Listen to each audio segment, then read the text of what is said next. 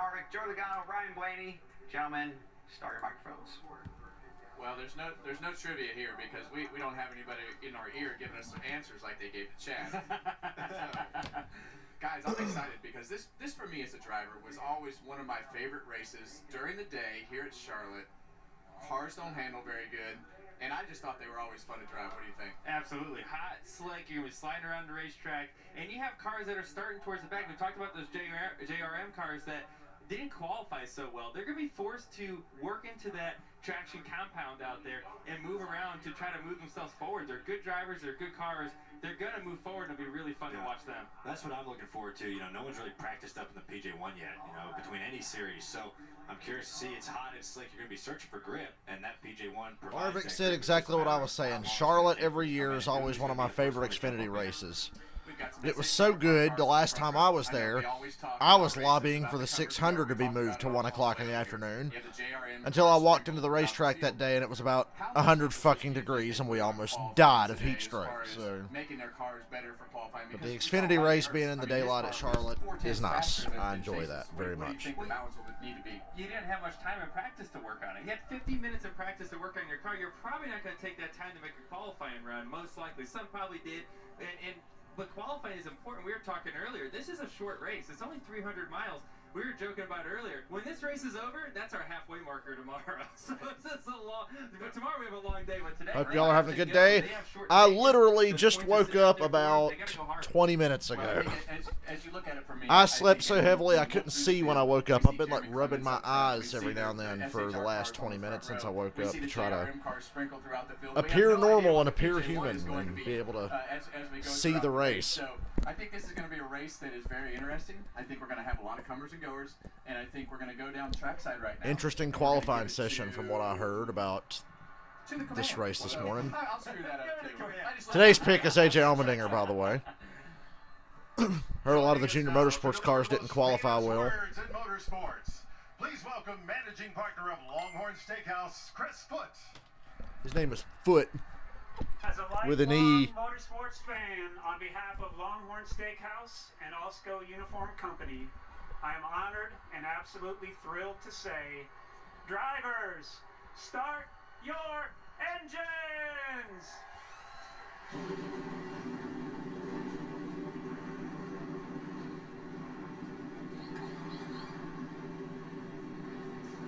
And we'll be right back for the start of today's Xfinity race Like that right here messes with from me the if I fall Charlotte asleep listening Motor to something. Speedway. If something gets loud, I'm like, ugh, and I'll wake up panicked.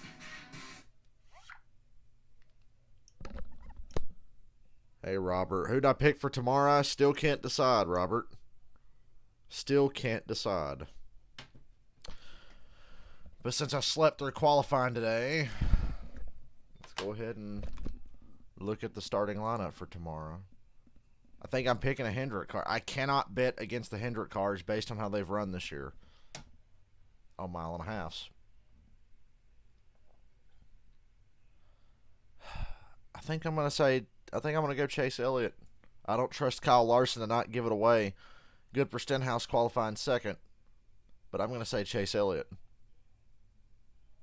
I think I'm going to say Chase Elliott. Should be a good one tomorrow. I hope it's a good one.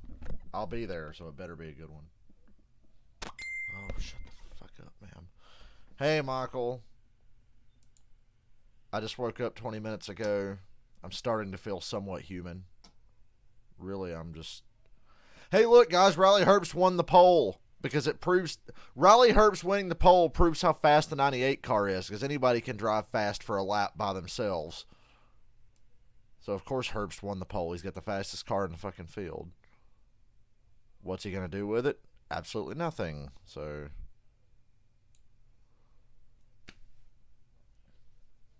I think a Hendrick car wins, Robert. I can't bet against him right now.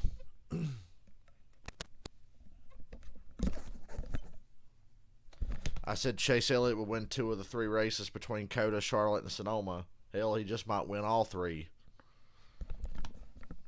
He's already got 1.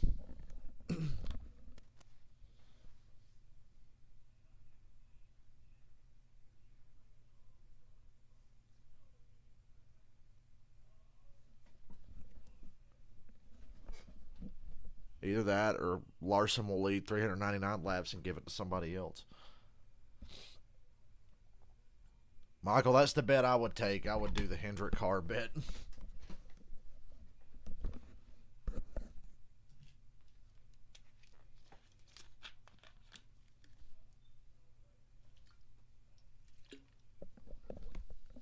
That's the best bet you could have made for tomorrow. Wonder who's going to win the Indy 500.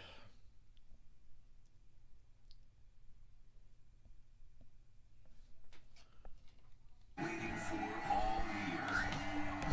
The season's heating up as championship contenders emerge. Today's pick is AJ Allmendinger. Don't ask me why. Just got a good feeling about it. Former Xfinity frontrunners return to the series. Can't believe Chase Briscoe qualified second.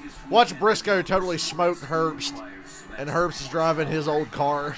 It's drivers only. How much you want to bet Herbst is driving the exact car Briscoe ran Charlotte with last year? Welcome to the NASCAR Xfinity Series racing from Charlotte on FS1, presented by Credible.com.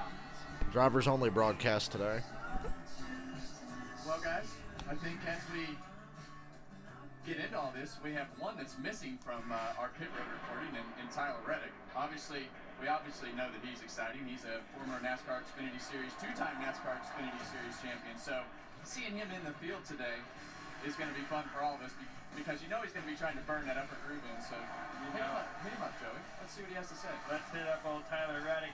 Tyler Reddick doing the guy. Reddick picked a great race, Charlotte, for the Xfinity Series. Fun race.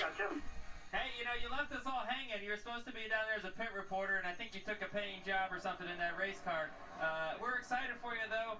Jordan Anderson's car, you're starting 16th. We know you were going to be pushing hard to get up. Shout out to you, Jordan Anderson. Almost won me $50 once. There in the traction compound. What is your plan? How quick are you going to get up there? Well, the biggest thing was just it's going to matter of when or if there was going to be a competition caution. So finding out there's going to be hopefully gives me an opportunity to kind of get a feel for it without losing a lot of time. But yeah, just my feel. Right now, I'm here, feeling out underpaced laps. Get an idea for it, but yeah, I'm excited to get moving back towards the front. I kind of had a moment qualifying, and yeah, we just had to get in the show. So Michael, you probably made the best bet. go out here and make it up. You got 120 if Cindric wins. Yeah, man, it should be fun. That competition caution will give you an opportunity. I think Cindric is definitely the man to beat. That's nothing Yeah, new. strategies to race like a bat out of Ty Dillon in the 23. I didn't even look at the entry list. There's some interesting names and driver-owner combinations here today. Well, we've got more than just Tyler Reddick in the field today. We've got a few champions. Reddick, And I think, Cindric, Briscoe. You know, for me, as I look at Still laughing at Herbst Tyler winning the Reddick, pole you just look because at his Chase car's Briscoe, fast. Austin Cindric, all these guys have Last been night, John top Hunter consistently Nemechek as won. we've Are you gone surprised? through the season. Because I'm So, not. um, Crazy race last night. Run this race. Dangerous Why did race Briscoe last decide night. to run this race? I think, seat time, right? I mean, I don't think you can beat it no matter what series it's in. It's Xfinity trucks, just getting seat time. And those three guys we just showed you, I mean, have won a lot of races between them here over the past, 3-4 years. So they're going to be ones I'm going to watch today as far as, how they're going to put on a show.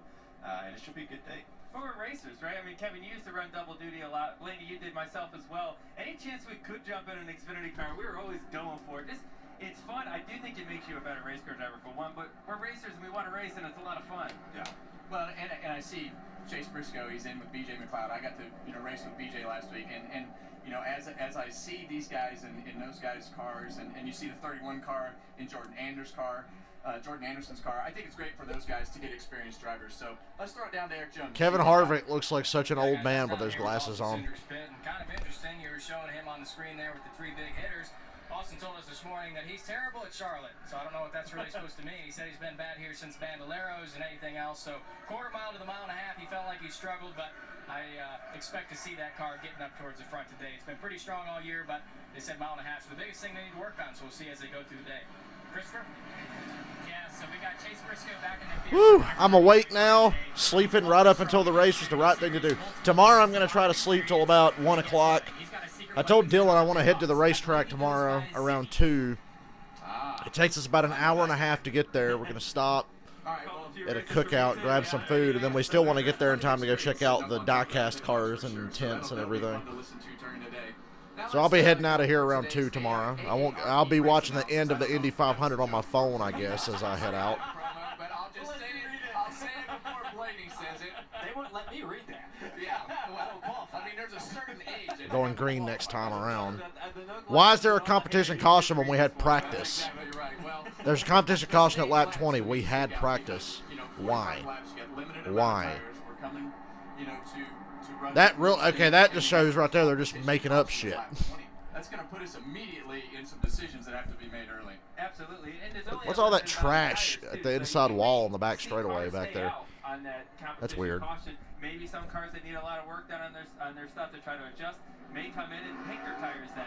It's going to be all depending on how this thing plays out. Like you said, I think there's 55 laps. How do I sing an entire Motorhead album? I'm going to need some Ricola and some honey to soothe my throat to get through a Motorhead album. I'll sing the first Motorhead album. The drone out on the racetrack just gives us money, and I'll do anything you want. I'm a stream whore. Give me money. I'll do whatever you want. I hope it's not Michael Waltrip. I hope it's a different last name. Yeah. Riley Herbst on the pole, but for how long? Not long at all. Well, I'd love to see Hemrick win today, but I think Cindric's going to take it. But my bet is AJ Allmendinger for 750 or whatever it is. Green flag. Great call there, Harvick. Chase had a little bit of trouble getting going in the outside lane there. Hemrick through to second from the inside. Briscoe holds up Cindric. Allmendinger to fourth. Can this fucking stupid PJ1 traction shit come into play today? These cars don't need it, but it's on the fucking racetrack, and you got to run in it and get heat in it to activate it. We got some guys moving up now back there. Ty Dillon, Tyler Reddick. Reddick running as high as you can in 3 and 4. Allgaier's up there. Gregson, he'll go up to the top. Yeah, I'm optimistic that shit will get run in then. Herbst leads lap 1. It's not that hot today in the Carolinas. It's actually cooling off this weekend. And we go to a full screen replay after a lap and a half. Sieg barely tapped Ty Dillon there. And like I said, guys, I mean, you got to push. Ty Dillon, who's driven a Toyota and now a Chevy this year. Driving anything with wheels on it. Wow, Ty Dillon almost got wrecked twice on the first lap the same way. Once by Sieg, once by Brandon Jones. Everybody's kind of nervous about getting up in the PJ1 and really being confident about driving in it. Everybody's trying to get down, but everybody knows they still have to be aggressive and gain all they can. Everyone's pinching each other down. Fucking PJ1. This racetrack does not need it. Searching for that paint on the bottom of the racetrack. If anything, it just makes this racetrack worse. There's not much downforce in these Xfinity cars. They are hanging on out there, and as this run goes and the tires wear, they're going to be slipping and sliding, and they will move up and probably find a dominant lane in that traction compound at some point. Yeah, I mean, you look at Allgaier's throttle here. He's way out of the gas, on the brake a little bit, pedaling it, not get wide open till there. Allgaier and Gregson are tearing through the field right now. The surface is and how these cars don't have a lot of downforce on them. It's very different from our Cup cars. Our Cup cars, we have a lot more downforce. We go through the corners with a lot more throttle. And this is just a different style of it. You go through the corners with all the throttle in the Cup car, Blaney. Moving up through the field, they didn't have a good qualifying effort. If they still think we need PJ1 with the next-gen car, then you can go ahead and call the next-gen car a failure, okay? Because that should eliminate the need for this shit entirely. Well, this is a racetrack where the racetrack's going to go through a ton of swings. Highest running junior motorsports cars, Josh Berry in 14th. And the way that the car handles in these Xfinity cars. They did not qualify well. As you see qualifying, Herbst. Qualifying in order to make the car drive like anyway, I thought my stream was cutting off. I just got a notification that OBS disconnecting. You didn't qualify well because you wanted to have your balance right in the race trim, and it was hard to get it right in qualifying trim. Absolutely. Wow, we went to commercial after 6 laps. We got everything started, and now we know what we were talking about when the cars were racing on the track. So let's go to break. 6 laps. Notice these commercial breaks. They're testing that out this weekend. Quicker commercial breaks, because usually they go about 9 or 10 laps. Last night and today, 6 laps, and you get a commercial. That's fucking stupid. trying to watch a race here, but fuck me, right? At least tomorrow I won't have to deal with commercials because I'll be there.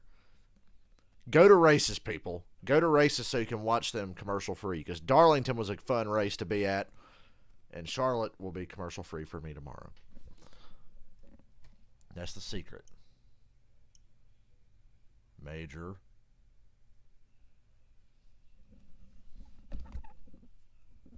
Do not adjust your sets. Riley Herbst is leading. He started on pole. Actually, Daniel Hemrick just took the lead during the commercial because they just had to go to commercial less than 4 minutes into a race. Literally, there was less than 4 minutes of time elapsed in the race. 6 laps. They cut to commercial, and now there's a lead change during commercial. So thank you, Fox. They couldn't have waited 2 more laps to see that lead change.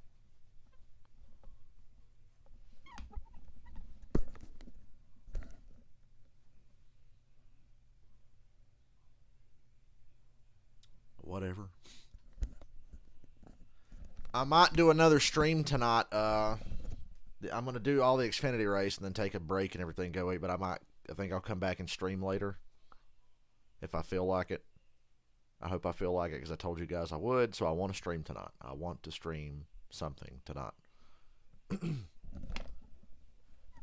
make up for the fact that there won't be a stream tomorrow unless I stream early tomorrow.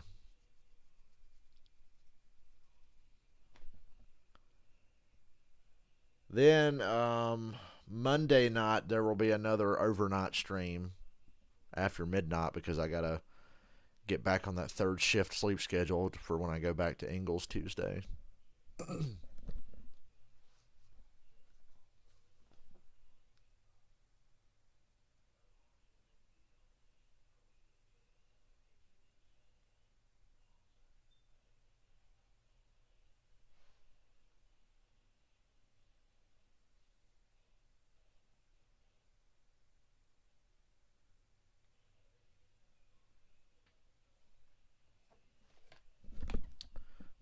More of the race has been in commercial than on TV, by the way. We're 12 laps in.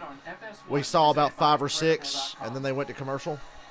So that commercial break was longer than the run we just saw. And look, here's the replay of the lead change that you missed. Yeah, you see Hemrick. We talk about Herb's got a little arrow loose. The line there, and open the door, and there goes Hemrick for the lead. I feel like Hemrick just got his left sides on the line, and Riley slipped up a little bit, and Daniel was able to take advantage of it and start to pull away a little bit.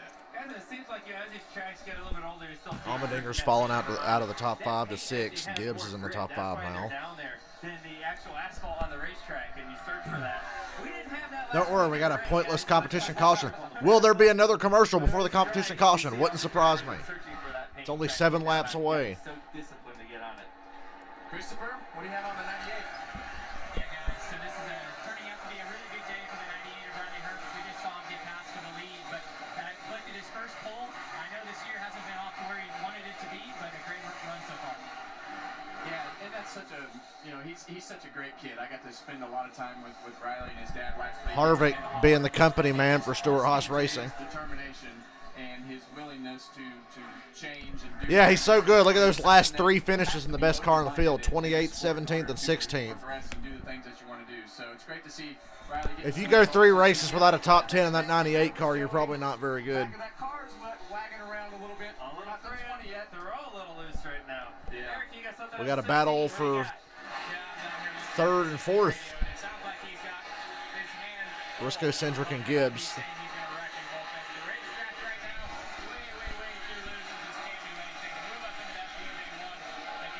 Allmendinger running the high line, and 3 and 4 trying to work it in. Yeah, Blaney and I were talking about that during the commercial break, that A.J. Allmendinger was probably the only car, especially up in 3 and 4, and you saw him there a minute ago up in it, trying to make it work. That's one of those things, when your car's out of control, you're just forced to try anything. He's going for it. I just looked at Tyler Reddick through 3 and 4, and he was up against the fence. So he's really searching, and he's doing the same thing in 1 and 2. So we knew he was. I don't think it'd be a good idea to hire me. I can't stop cussing, DFS. People start to run that second lane. Obviously, Tyler is taking it to a new extreme and just saying heck with it and going up there. But I think it's starting to come in, and the lap times are kind of showing that. AJ's run some pretty good lap times. So I think oh my gosh, it's slick up there. I I don't think it's working for him, but it looks really cool. It does look really cool. And I'm super happy that he's up there. I don't know about you guys, but he's definitely... For the sake of this race, thank God for Tyler Reddick and AJ Allmendinger. Good God, Reddick's 22nd. We'll start going up the racetrack and trying to do something different. And that's really what the PJ1 is for. You got to have different lanes to race with in order to make a good race. Gregson and Allgaier racing for 16th. They started further back. Ooh, Allgaier lost it in 3 and 4 there. He might not have the fastest car today. He needs to find a lane that is unique and can make him fast. That everyone else is, quite honestly, If I was ever to get a serious job like that DFS, I could be professional and not cuss. I still don't cuss in front of my church-going grandmother, so I can turn it on and turn it off. But on my stream, I just let it fucking fly. Briscoe 3rd, Cindric 4th. And the top 5, really, 2nd through 5th are pretty close together here. We got a really good race as we come to the car caution. Definitely looks like the 22 has a longer run car. A few laps ago, Ty Gibbs was pushing him and looking like he was going to pass the 22. Fast forward 5 laps. The 22 is moving forward. So you might have some comers and goers throughout this one. And I don't know about He you said guys, I always comers. thought when we had PJ1 here, I always thought it was better. You would let me cuss, but I don't think the FCC and Fox Sports would like it very much. So I see a lot of people moving up to the second lane 1 and 2, and maybe not so much in 3 and 4, but you see that kind of changes throughout the race. Yeah, I feel like when we have this competition caution, that's really when the cards are going to start unfolding as we go through the strategy piece of it. Because watching these cars right now, like, I know AJ Allmendinger's screaming, but everybody looks like they're out of control. And I think there's not going to be many cars pitting. I think if you pit this competition caution, you put yourself in a bind for late in the race. You're going to run out of tires in case you have a late race. Thus rendering the competition caution pointless. That and we had practice, so whatever. Yeah, good luck being the crew chief, having to Put it out. stay out. Pointless caution that nobody will pit for. Put it out. Put it out. Oh, man. Well, the good news is we have a crew chief on staff today, so... Oh, wait. Whoa. The 17's in the wall. Legitimate caution here. The 17 hit the wall. Pretty hard. 17 car. Cody Ware, I believe. Cody Ware. What are we doing? They didn't let him run Indy. For tires or staying on the racetrack? Guys, I think right now with 4 sets of tires laying on pit road for us to use for the rest of the race, you're going to be probably pretty smart if you keep the tires that you've got in the car right now and do not come down pit road. I think at the end, that last stage, you're going to want to have a little float. We've seen a little bit over a second of fall off so far already in the race in the first 20 laps. Once we get to the end of the event, let's look at the weather today at the racetrack and for tomorrow. Oh, He's man. right, but I don't like it. Concordancy. Broadcast today to be delivered at news. More importantly, tomorrow. Nice and cool in the 60s tomorrow. Pretty heavy contact there with the 17 car. But Look at the hourly forecast today. It's getting cloudy there. so we will see what happens when we come back. About a 25% chance of a stray shower. Not much. Typical summertime Charlotte weather. And then tomorrow. It's going to be so nice tomorrow. It's going to be in the 60s.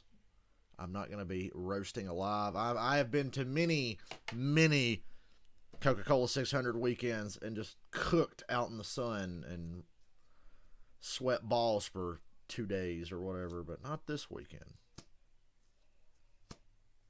Should be a good day tomorrow. I look forward to going. You know what? Some people don't like that the 600 is long. I love that the 600 is long because I get to go to the racetrack for like 4 fucking hours. That's the one time I'm in favor of a really long race is if I go to the race, I want to be there as long as I can to get value for my money. So I love that the 600 is long as fuck.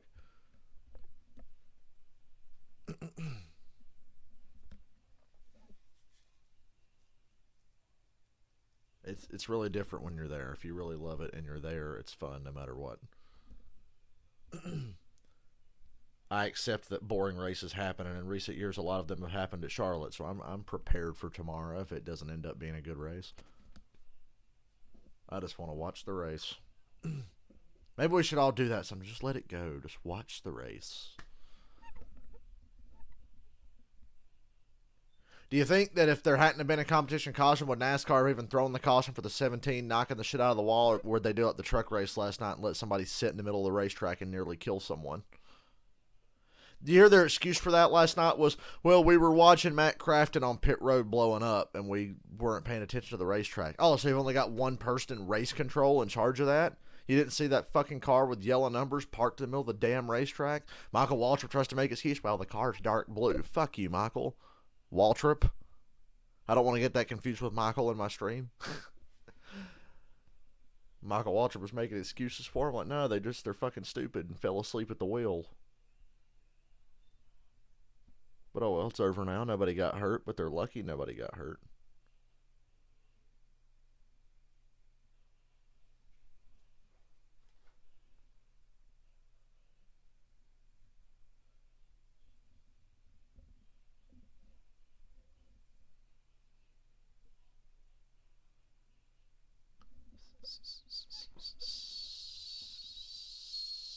It's my half-assed whistling. And we're back. This app is giving you a chance to win Clint's brand new Camping World RV. I told Dylan if he wins Clint's $25,000 tomorrow while we're there, I get a cut of it. 6 race outcomes about stage 2 of the Coca-Cola 600 for your shot to win. It's free to play. Don't miss out and play now. I thought Clint quit driving. How's he got money now? I don't know, but winning 25 grand's great, but winning it from Clint makes it even better. So what is Michael showing off on the drone? Mikey. And Caleb. There's like a Star Wars ship flying around that drone camera. Two guys that operate that. I'm guessing that is Michael. Caleb is the cameraman. I couldn't do that. I'd get sick if I was wearing a VR headset and doing that. I'd fall face first. Dude, wearing a VR headset and doing that looks like the best job ever. Yeah. That'd be pretty good. Well, Chad was right. Crew chiefs won. Most everybody stayed out. We had a few pit, but none of our front runners. So I can't imagine that the conversation on the radio was great. No, but at least it's the same for everybody, right? When you're the only one out there on old tires, you're like, what did we just do? But everyone's on old tires. You're coming to the choose here, and this is where it gets kind of tricky, guys, because your choose decision. They'll have 20 to go in stage 1 when they restart. And what to do here, especially as the traction compound's coming in. This is a hard decision. Yeah, and as Blaney talked, we know the top is not as good. So I mean, how many do you give up on the bottom? I wish it would just like rain super hard overnight and watch that PJ1 off the racetrack before tomorrow.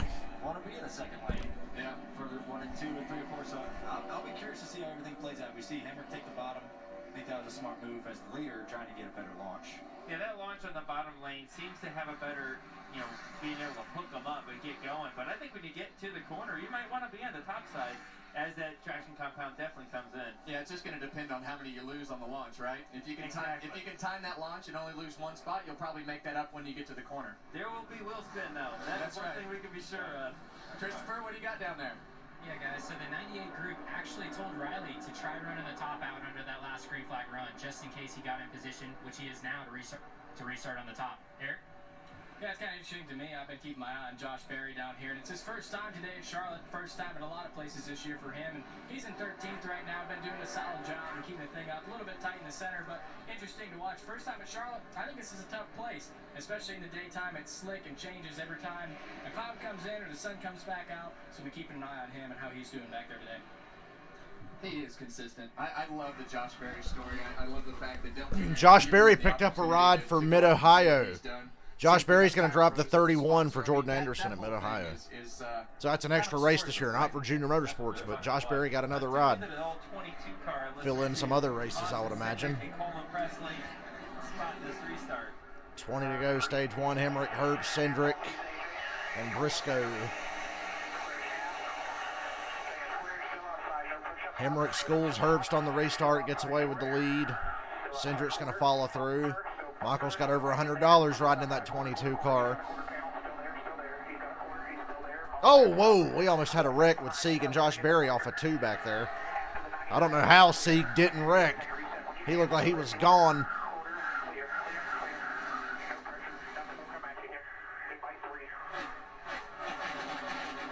It's a mess in the middle of the pack. All sideways. We thought he was crashing. We all had our hands up in the booth thinking it was going to be a... Oh, the 26 in the wall. Hard. Caution's out. Grant Enfinger. Well, his first Xfinity start was a short one. He made it 25 laps. Yeah, he's been in a tough spot since he really got in there to qualify. He got in there with no Gregson won't practice get kicked out of his and ride. Replacing the previous driver, and now it's He kind would of have in already the if he was worst way. gonna. So we've got oh man, we've got a whole bunch Josh of stuff Berry going and on Sieg, here. I He thought just that barely should have been gets a in the wreck. Back of the 39. That was a heck of a job. Oh man, what a great save. Yeah. So it didn't lose many spots. And then here you got And then the 26 off down the front straightaway here, cut up in front of, who is that, the 13? Yeah. Cleared himself in front of the 13 and crashed hard. That's in a strange part of the racetrack too. And we have a caution. Let's see it from the onboard camera here. Ooh, onboard camera. Just not enough room there. Be back to Charlotte. Put it out. They're out of control here at Charlotte. NASCAR is surprisingly quick to pull the trigger on the caution flag there. I'm not going to stop giving them shit for last night. That was ridiculous. Ridiculous and irresponsible, to say the very least. Feels good to be awake and well rested today. I could do anything with the rest of my day. I don't know what I'm going to do tonight. I do want to stream, though, because I said I would. Stream NASCAR Heat 5, I guess, even though I don't really feel like fucking playing it. I think I'll have to play some NASCAR 2005 off stream beforehand to make me feel better.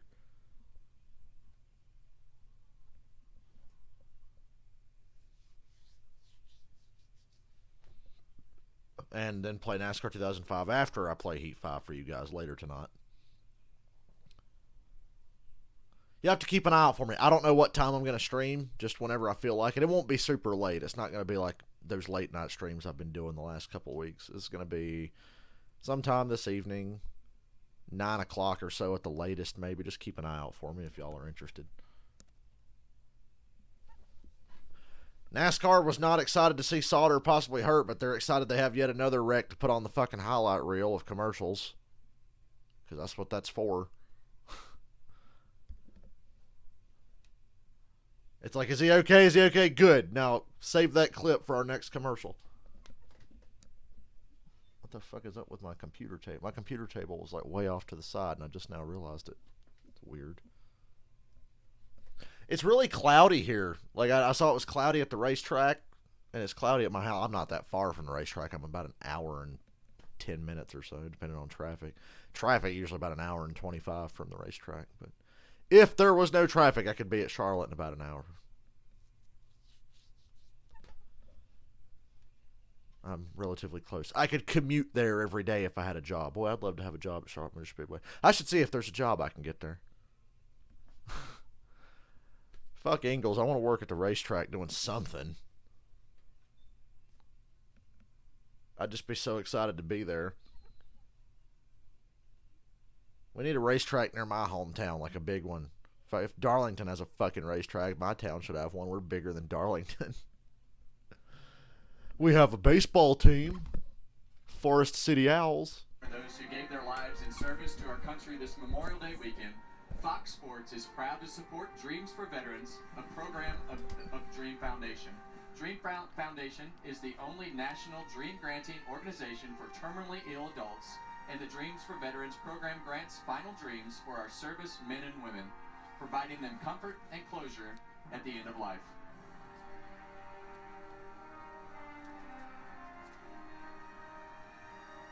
Kevin, this is what this weekend's all about. Memorial Day.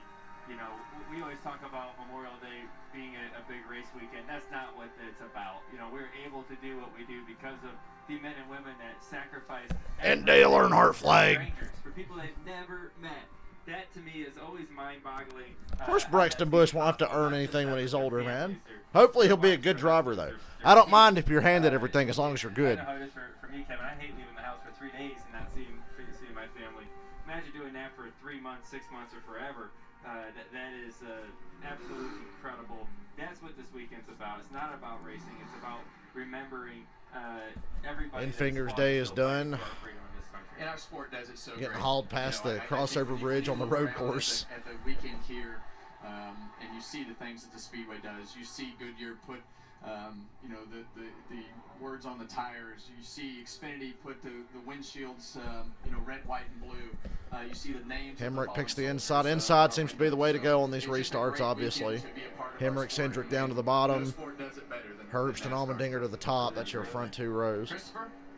Yeah, guys, so the 51 came down here. You said he didn't take tires. He was actually on the splitter too hard, so they wanted to make sure that they could get some Packer in there where they could have or get 4 tires at the next stop and not lose any time putting Packer in. And that's really something that's hard to see, right? You know, there's so many bumps going into turn 3 and in the middle of turns 3 and 4, and it's Jeremy Clements from Spartanburg, South Carolina. The splitter's wrong here. Oh man, I have his autograph. Let's hear what the 13 said after the crash.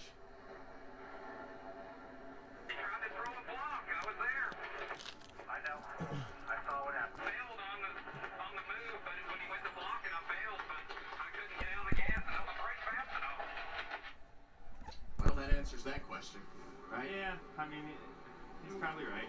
See that? It gets tight in the trial, you know. And, hard place to see at times too, when you're trying to get through. It gets tight. What I saw interesting about this restart, guys, as you see the front row there, Hemrick took the bottom. Cindric was second and also took the bottom. He took 3rd place, overtaking the front row. Riley Herbst saw the opportunity to get the front row. We'll see how this one plays out. 14 to go, stage 1. Had to do with what happened in turn 3, right? He had the bottom of the racetrack, and it just seemed to be better down there on the last restart. Weird overcast day at Charlotte. I expected sunlight. Great launch for Hemrick again. Riley got a much better start, like they're saying, but still, Hemrick had him cleared well before they got to 1. Whoa, look back. Is that Josh Berry back there getting loose? Oh, wow. About 2 cars came off of 2 and nearly hit the wall. Herbst gets down in front of Cindric for second. Protect that bottom. Allmendinger and Ty Gibbs trying to make the outside work. Herbst slides off of 4. Lucky he didn't run out of racetrack. I think Austin Cindric might be looking at it a little different next time as that top lanes really come in as this race keeps going. Yeah, and I think right here with the Sevens visor cam of Justin Allgaier, you'll really get to see his head bounce up and down as we go through the corners here. There's a big bump right there that kind of jars your neck. But Charlotte Motor Speedway got repaved in 2007. The track is getting bumpy. The pavement looks old. How come it's not racing anything like it used to? How come it just doesn't seem like the pavement's wore out enough? But it feels like a cobblestone road. It's so bumpy. And the car's not hitting all the bumps at the same time. But each tire seems like it has to work individually. Very challenging to get around that corner. And I feel like Hey guys, I have mail. Apparently a diecast is here. I did not expect to get any today. I will wait till the next commercial to open it up though. Wow, I didn't think I was getting anything today. Especially when there's a car on your outside. I thought my stuff wasn't supposed to get here till Tuesday. See a lot more cars in the middle there, Ryan. I do. You know, I The Junior Motorsports cars, well, Gregson's in the top 10 now, but Allgaier and Josh Berry don't seem to be moving much more forward. They've kind of stalled out around 14th and 15th. My pick, Allmendinger's in second. The sun's starting to come back out again. And the PJ1 starts to heat up more and more cars running, and I feel like that's going to come even more. Eric Jones, what do you got on Jeff Burton? Yeah, I've been keeping an eye on him down here, guys. He started in 9th, and he's now up to 6th, and hunting down Riley Herbst for 5th. He was on the radio talking about just being a little bit too free, but kind of interesting. Here's an idea. Why don't you just spray the traction compound in every lane so it evens out? I don't know. Or maybe we just don't use it at all. How about that? Herbst drops out of the top 5 now. Jeff Burton's up to 5th. Quite the top 5 we got going on there. No, not fun at all. NASCAR never admits when they fuck up, Chris. See last week. Now, one thing to me that, you know, Jeff Burton looks really fast right now. You know, he just moved into 5th. His car looks to be rotating good. He said he was a little bit free. And I feel like the PJ1 always kind of tightens you up. You know, so if he was a little bit loose to start off the race and the PJ1 comes in, it might be, you know, secured the back of the car better, but it's still turning. So that's what I've seen is he's really gotten fast here towards the... Boy, Herbst is dropping like a rock. What happened all of a sudden? The 98 looks so slow now. He's getting freight trained around the outside. He's running the bottom, and these guys are just passing him like he's not even there. Yeah, we talked earlier about he tucks in behind Sieg way back in 9th place. Told you Herbst wouldn't be up front for very long. He was up there longer than I thought he would be. Or so here into the run. It's not fun if your car is too loose. You can definitely see it. And as you get back in dirty air, and that right, Kevin, the further back you get, it doesn't get better for you. It just keeps getting worse. Clean air is everything. That's what that car had to start this race, and it seems like as that's going away, it's going to be more and more challenging for him. Well, and as you listen to these in-car cameras and as they go through the corners, it's a lot of out-of-throttle time. And, you know, I think as we go through this race and you see everybody starting to move up the racetrack, that's really where that outside will start to prevail. Not only does it have more grip, but it's going to allow you to be in the throttle a little bit more, and that pays off down the straightaway. So, you know, you can see the... Fuck it, I'm opening my diecast now. I got to see it. It's starting to change a little bit as they move up the racetrack into this run. Yeah, I mean, you can see it now as you follow. It's my 2017 Dale Jr. Exalta Last Ride. 88 cars, the Budweiser throwback. Watching the leaders down on 1 and 2 right now, they are up top, all of them, top 4 cars up in the PJ1, ripping it. And I think, you know, as we get running up front, Hemrick, Allmendinger, Gibbs, and Cindric. I'll be curious to see when we start moving up even higher. You know, boy, Charlotte's just one of those racetracks where the leader always just seems to drive away. A tiny bit. So I'll be curious to see now that everyone's running. 5 to go, stage 1. Start moving up even more and try to go find a little bit fresher PJ1. Well, we know who the first guy was going to say. Yeah. All of those fluorescent yellow numbers on that 31. So I've been watching him, and he's running the bottom now. So I don't understand what's going on. He just wants to I raced Milwaukee yesterday in NASCAR 2005. Look out, Allgaier 3 wide in the middle.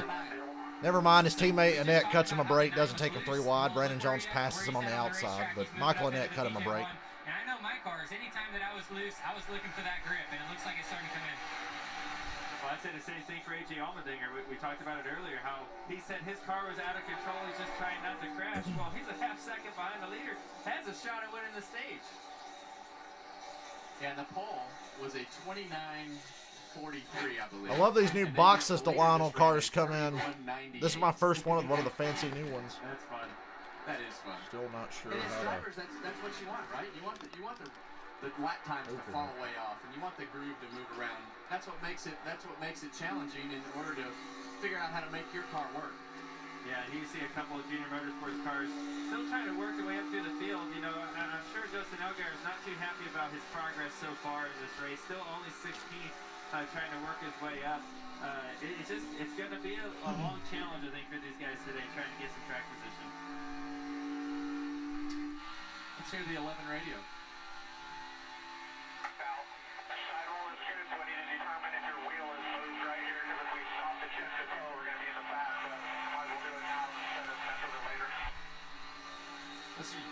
Sounds like we hit the fence. Yeah, hit something. Anytime you're talking about, sometimes if you hit the wall, you hit another car, you knock your toe out, and maybe sometimes you can tell by the clocking of your steering wheel. We all have a orange or yellow stripe on your steering wheel. If it's a little bit off, a lot of times it says that your toe's a little bit off, and you want that right. There's a lot of speed in the front end. Well, Herbst is well out of the top 10 now, back to where he belongs. Underachieving in the teens. His car's fast enough to keep him there, or he'd fall back even farther. Daniel Hemrick's driving away. Got to get an easy stage win here. And my pick is going to finish second in the stage, because like Kyle Busch once said, that's what we do. We're second. Still looking for that first win, but wow, Herbst moved up on the outside and blasted by Mike Snyder off of 2. Hemrick is coming to the but Hemrick wins stage 1. To win his 4th stage of 2021. Big race to the line here. And that's stage 1. Now. That was fun. Whoops. Yeah, Noah Gregson came from deep in the field to score some stage points there. But Daniel Hemrick, he's the guy that won stage 1. Great run for those guys to get the race started here in Charlotte. I hope the quarter is good enough to unscrew this thing, because that shit last week was ridiculous. For anybody who was on my stream last week when I was trying to unscrew that one car. Hopefully this quarter will be enough. I want my car displayed, not covered up by fucking styrofoam and plastic. But I do like this packaging.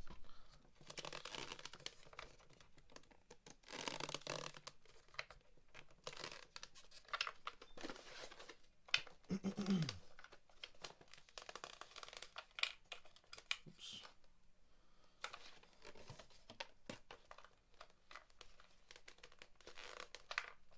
God damn it. This is still a pain in the ass. You know, for years before they started doing this, die-cast cars were just fine without this stuff screwed into the bottom of it. I'm just saying.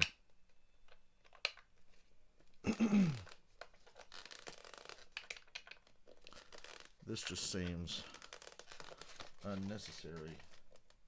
But it's coming loose. So. And I'm breaking a sweat still. I'll take a picture of the die-cast so I can show you guys. I've moved them around. I really got to get something better to display these things in because I'm running out of space here. I need something.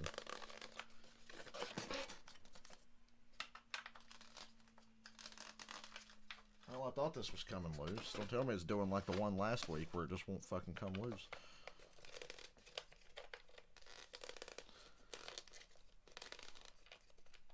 God damn it. It takes for fucking ever.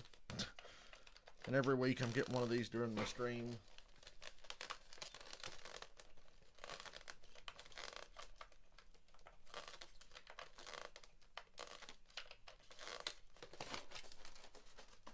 It's trying to come out.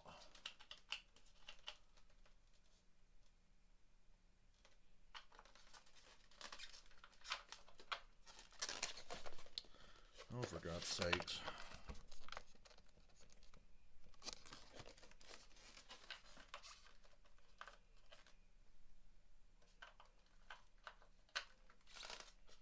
God damn it, Lionel. Our Xfinity Series racing from Charlotte on FS1, presented by Credible.com. Well, the drivers are finally going to be happy because they are going to get to come to pit road and put some new tires on, Joey. For Mr. Fieldkins, give them to me. I bet after that many laps, that many heat cycles, No. I think they even qualified on those tires. They want some. Christopher Bell will be first. You see him coming at you, bud? Yeah, guys, so first I got the 18 car. He actually went a little bit tight early in the race on the bottom, and as he moved up, he lost a little bit of rear grip. Now, it's a little bit opposite on the 99 car. He was too tight in the traction compound looking to get freed up here. Eric? Yeah, we got the 16 of AJ Allmendinger coming down into pit road, and for him, he's just been way too loose since the start of this race. As the front end feels almost too positive, and they're going to have to tighten that thing up a little bit for him. The 54, Ty Gibbs slides into his box, and for him, he just needs a little bit better turn, center, and exit. He's kind of been struggling with the same thing all weekend long, so they're going to go ahead and make an adjustment here to try. I like how they tell you you can use I gotta use a screwdriver again. It's doing like it did last week. It won't fucking come out, so I gotta go get a screwdriver. You guys are doing great down there, so keep that up. Way better than when Blaney was down there. That's why they got me out of there. I'll tell you. Blaney's up here eating donuts. If you don't hear anything, Blaney's up here eating donuts. I'm eating a donut. All right, I just finished my donut. Let me call up Daniel Hemrick, stage winner. Hey, DH, try and Blaney up in the booth. You got me. Yes, sir. I got you there, Blaney. You sound very excited. Gotta use a screwdriver again. One man, you looked really good.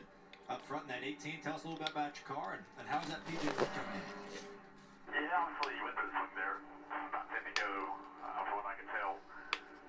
First time anybody's been able to actually get to it, right? We've all seen that this weekend, but so far this Poppy Bank Toyota Super is really good, man. It's maneuverable, does a lot of good things, so, you know, long way to go here, but you guys could be able to get pit stop there. A little bit of ice, cool down this hot summer day, and try to do it again here. Well, sounds good. Well, you look good up front. Best of luck to you the rest of the day. Copy that, thanks, sir. Hey, Lori. And those guys have just been solid, right? I mean, week in and week out. It's just a matter of time before Daniel Hemrick wins a race. He was our stage 1 winner, and we'll see what Harvick, I've been saying that for like 4 years. It's only a matter of time before Daniel Hemrick wins a race. Today could be the day, though. He looks good. He's still got to deal with fucking Super Cendric and Ty Gibbs there.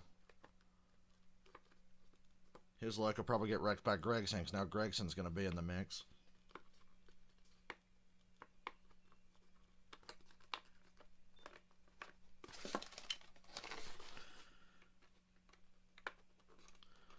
Don't mind me, I'm just having to perform surgery on another die cast to get it out so I can display it.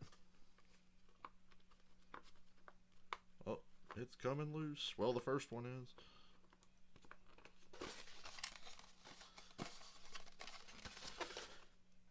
I mean, do they really have to, like, bolt them down? This is just annoying.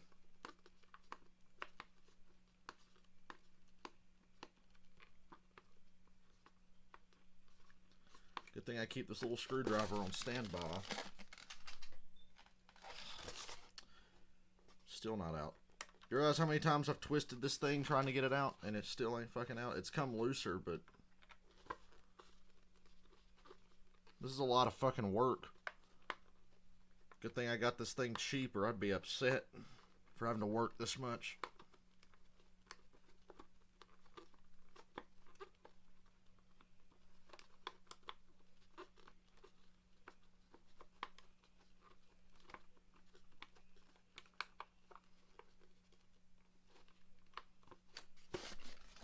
Still not out. Like, you gotta be kidding me, dude. Shit still ain't out. How many fucking roads? Like, how many licks does it take to get to the center of a Tootsie Pop? How many turns does it take to get a fucking diecast car out of this stupid styrofoam bullshit?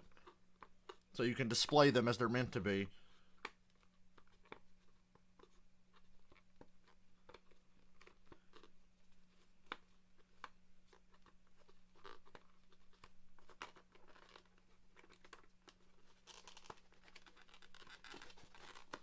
Oh, I got one out. Yay, that's one. I won't get the next one out before the race is back on, so that'll be something to do during the next stage break.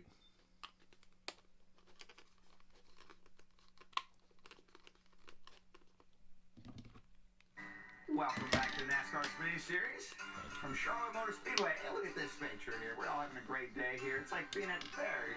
Ricky's over here. I'm there in the middle.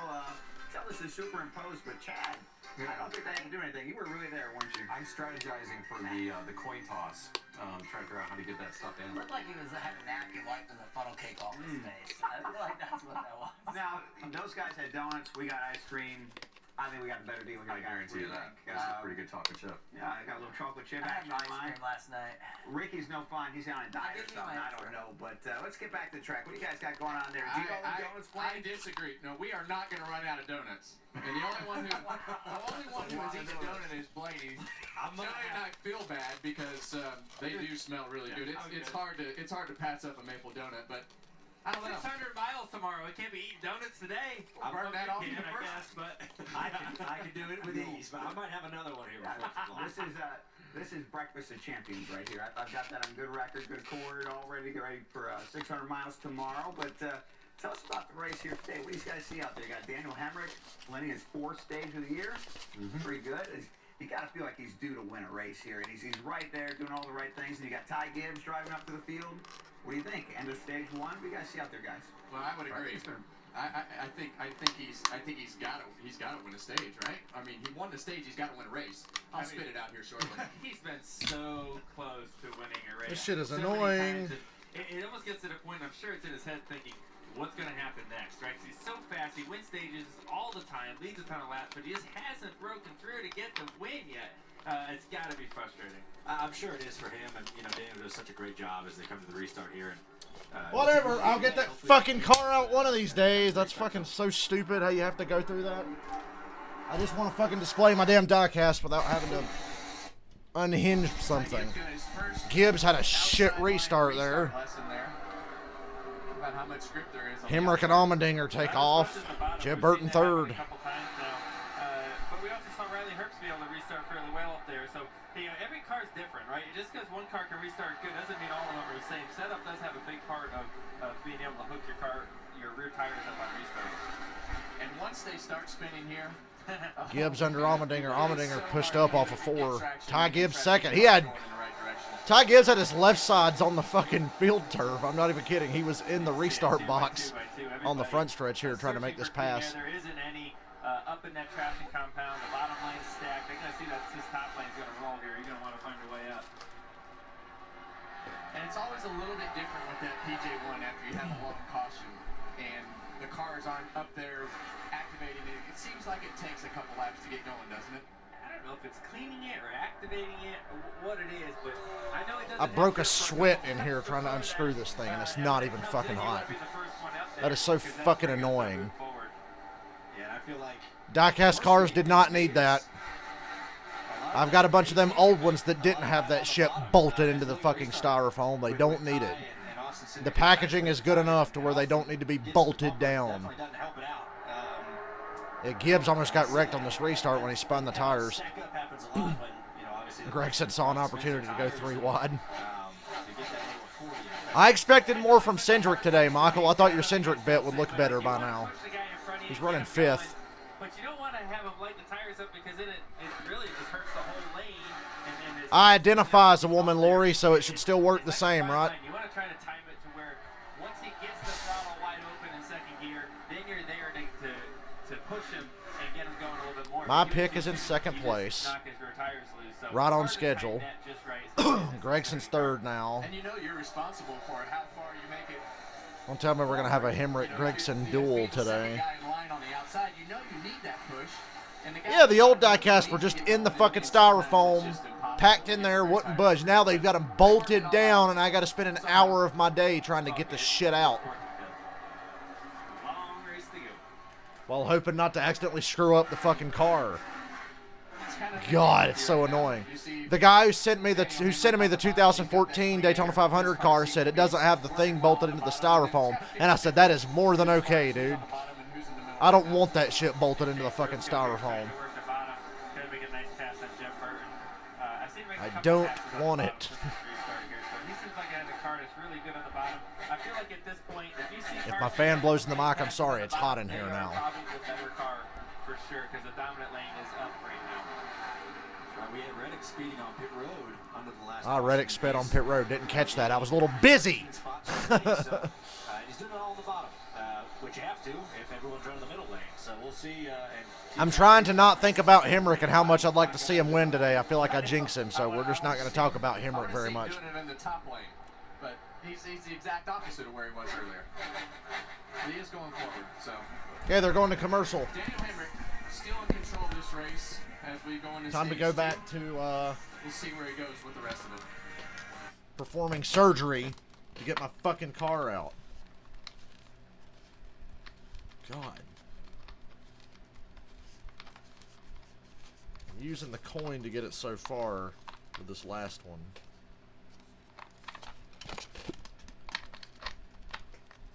Once again, it's like, oh, you can use a coin, but shit. Last week I had to use the fucking screwdriver, and I had to use it on the first bolt here. Back to the screwdriver now. Maybe I can see. This last one that's like the screw was so far in there I can't fucking see it.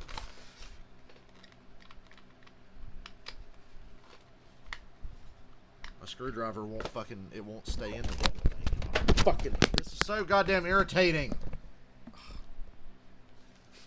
Keep bumping the microphone and knocking it over.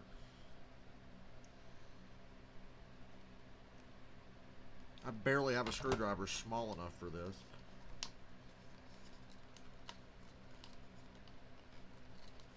It's gonna fucking strip it. I can't see to get this shit out. This is like the most unnecessary thing. I'm about to just jerk this fucking car out and shred the styrofoam, okay? I'll try to preserve the integrity of the box, but boy, this is a real fucking test of patience.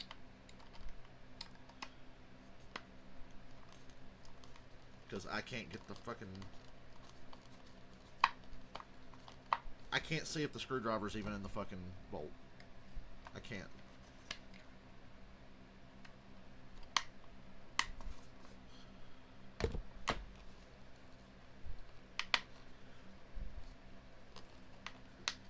There we go. I got it out. Holy fucking shit. I will be right back. I gotta go show them because they want to see the car.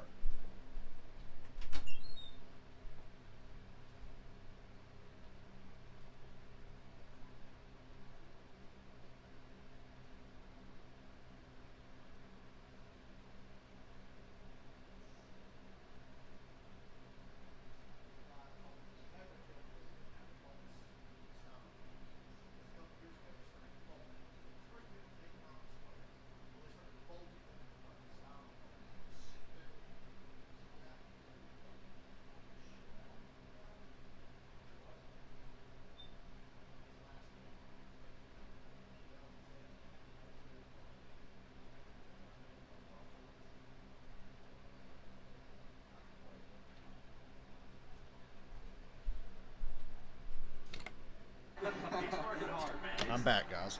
I'll give that to him. He's trying to make up some ground. He's got a fast car. I mean, he's been running really good lap times. And I got my car out. Let's take a look at today's Ford Performance Track Facts. Now, Brian Wilson won 3 of the last 6 Charlotte races. 3 different drivers. Me, Joey, Brad. Brian was supposed to get down. I'd say. Oh, God. Hope that was as entertaining as it probably was. Well, it sounded entertaining, but it was fucking boring and stupid for me. Trying to pry open a car. I want my toy! Open it, open it! I want my toy. Now, who wants to give me $200 so I can buy Junior's 2015 Talladega Win car? Because that's what I found it for on eBay. I need $200. Y'all get back to me on that. If y'all go in together, we can do this. $20 from each of you. And then I'll buy the 2015 Talladega car. Because it's all shiny and blue.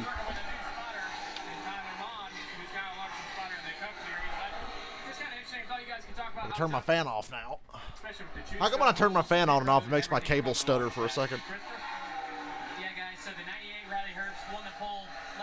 Hey, Riley Herbst back in the top 10, 9th place. Allgaier 10th. Very disappointing day for Allgaier. Qualifying effort and all to only be running 10th right now.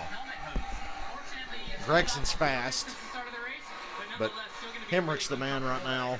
Happy for him. Hope it stays this way. I wish I was there. If Hemrick wins, I'm going to wish I was there so bad. I always say it's 30 to 40 degrees warmer inside the cockpit of these race cars than it is on the outside air temp. That means it's probably, what, 120 degrees on the car today? Yeah. And these cars are they're just hot. Yeah. And It's so hot, Harvick. Here today at Charlotte. And the Xfinity cars in general are they're just hotter than the Cup cars. Yeah. Figured the Cup cars would be hotter because they're just sealed off so fucking much. I didn't realize the Xfinity cars were hotter. That's what Harvick said. They're driving in farther than you, but you're getting to the fuel quicker and able to pull away a little bit on exit of 4 here. Looks good. 18 right rear is so good. Yeah, we're just losing our right rear. Struggle. I know we're struggling, but I feel like they are too. We'll come up with a plan on the next stage here. And we heard Eric mention about the new spotter this weekend, and you hear the spotter trying to. Allmendinger says he's struggling. Well, he's running second right now. How do you guys take that? It can kind of go both ways, right? Because you're trying to do something in the car's not handled well. How do you take that, Joey? It's just a whole new piece, right? The spotter is so important these days because it's not just someone telling you where other. I see blue sky and sun again on this racetrack. Information about cars behind you, the cars in front of you, and then Eric also brought up the choose rule. How do you guys go about the choose rule? Everybody does it a little bit differently.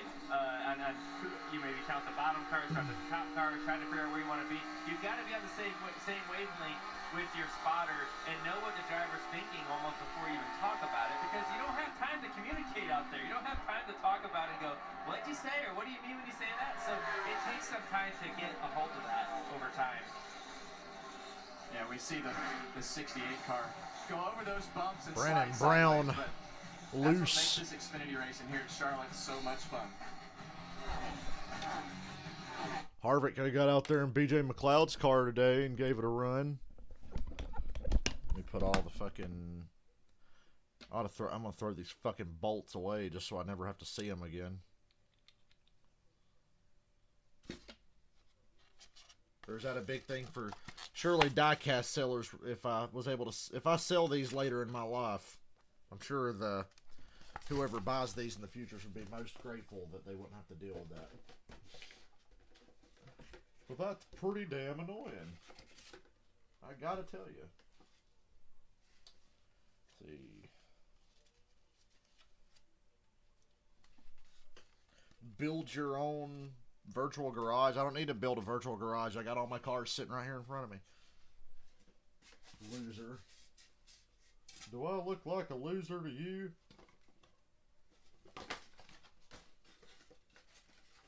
Yay, I got my toy out of the box. So happy. Yeah, I'm throwing these fucking things away. Just so I never have to see them again. Fuck it. Somebody doesn't like it in the future. If I sell these when I'm 60 years old and somebody's like, where's the bolt? Why is it not bolted down? Too bad. That's a problem for somebody in the future. Not me.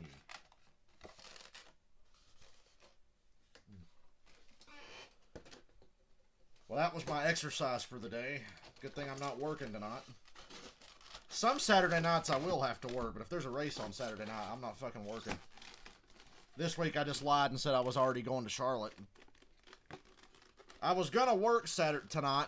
A few days ago I was planning on it, but I was like, you know what? I'm just going to lie and say that I'm going to Charlotte on both days.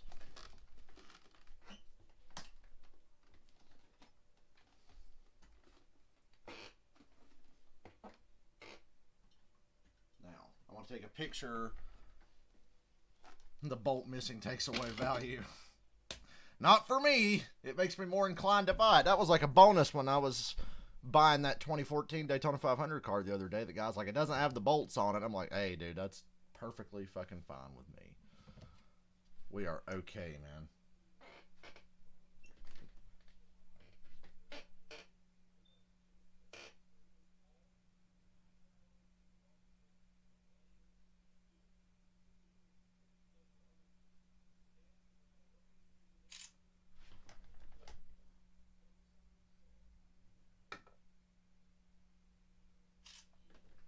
Well, these commercial breaks are fast today. It's passing time during commercials. Created for our heroes to repurpose their lives as they readjust to civilian life.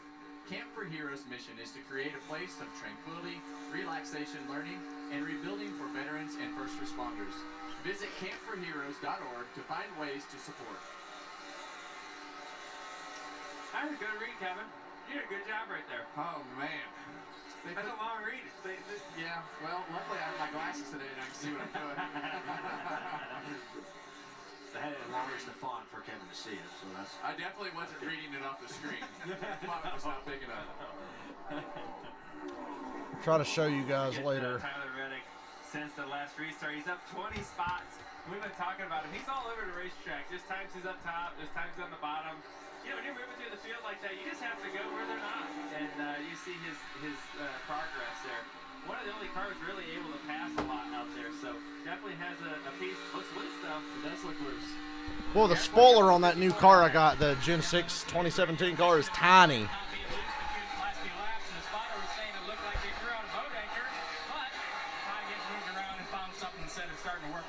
This stage just flying by.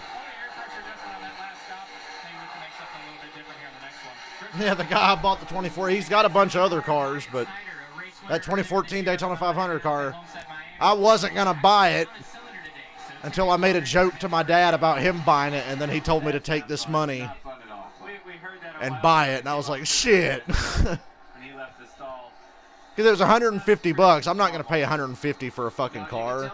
Not even looking at the racetrack. But I didn't have to, so it worked out. Yeah, oh, yes, for sure. You can hear that one come back.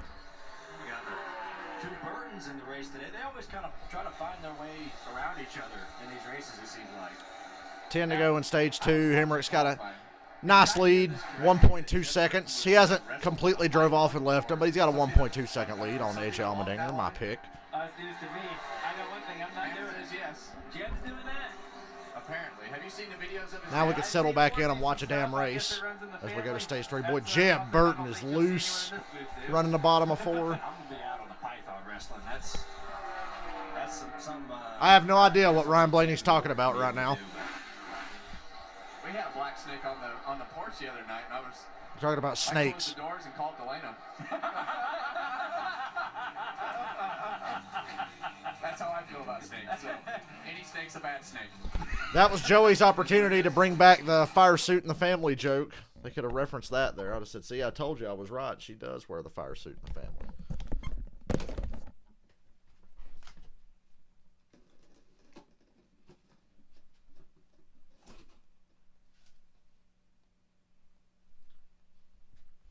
I'm about an hour and 15 minutes east of the racetrack, and it is pouring rain. I don't think this is going to make it to the track by the end of the race, but it's pouring here at my house. Just thought I'd let you know.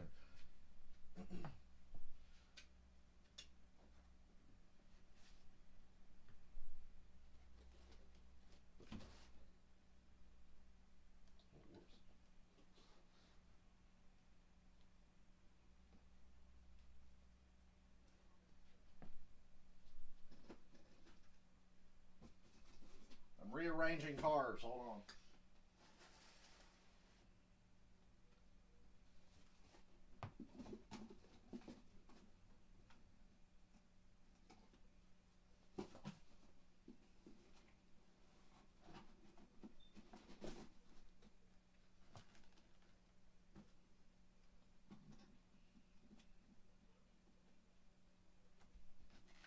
Because I want to put the, I'm putting my 1999 Budweiser car next to my 2017 Exalted Throwback car.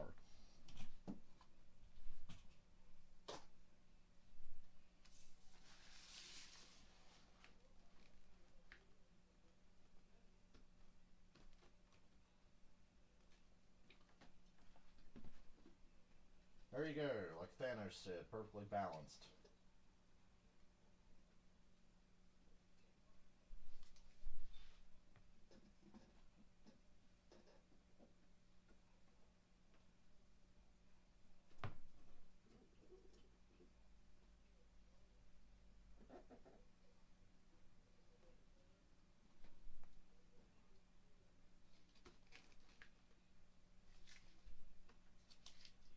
Beautiful. Now that's a die-cast collection.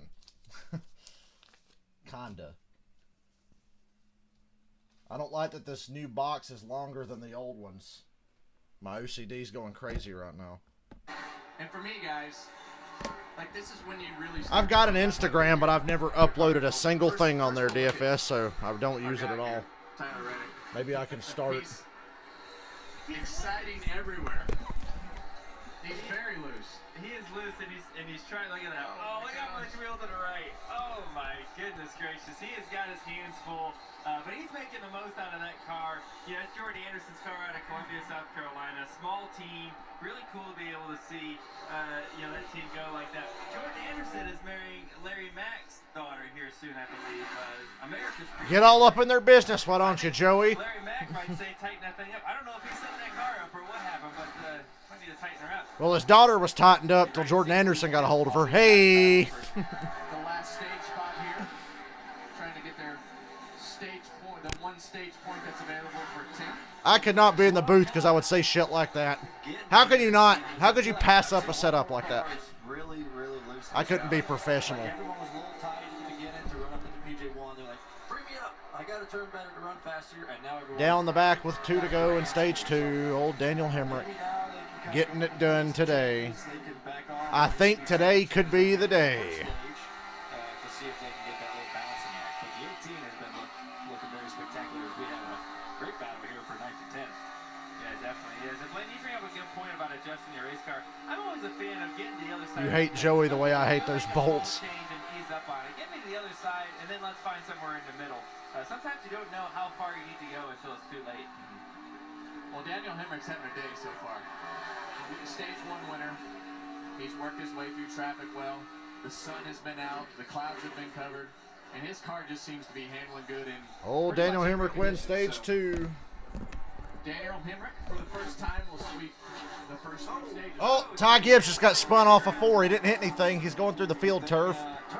Thank God for turf, or his race would be over. You see that other racetracks? Ty Gibbs just got spun through the grass, and his shit didn't get tore up. There you go. Ty Gibbs took a trip through the grass, and he's okay. The splitter is still on it. He's good to go. Put some tires on and let it rest. should not be penalized for spinning out. And Charlotte Motor Speedway's done a great job of putting some synthetic turf down. Here you see what's happening. Racing coming to the stage in on the bottom. We're going to have a lap car also. Oh, we're going to run out of room. And Ty Gibbs pushed up off a 4, got into the side of Chase Briscoe and spun out. I'll tell you guys, a couple years ago before this turf here, that car is killed. The nose comes right off it. It's going to be done. Turf doing its job. Well, thank you, Charlotte Motor Speedway. Yeah. I've had to grab the remote to mute it a lot because, boy, we keep having a shit ton of commercials.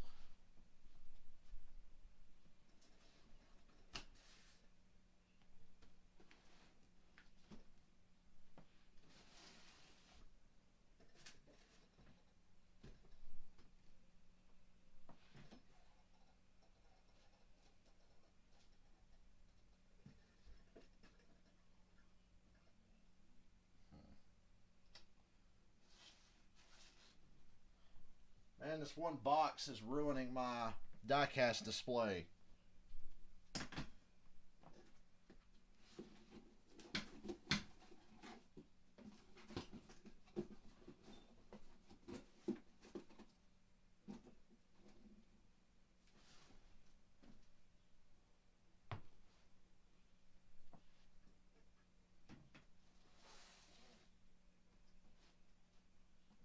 Seriously.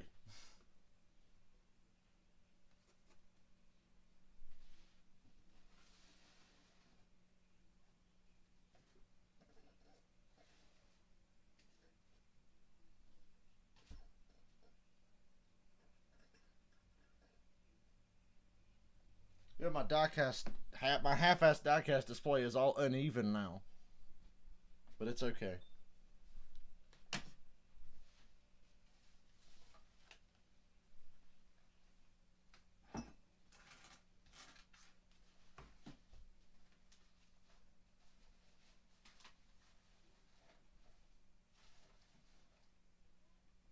I'll have to rearrange it again in a couple of days anyway.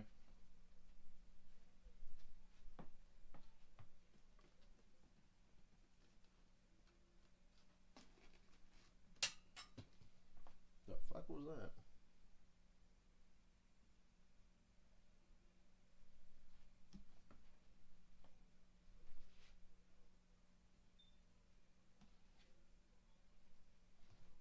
They said, yeah, what we're going to do is we're going to make the boxes totally different than they used to be and bolt the cars to styrofoam and just generally make it annoying to be a collector.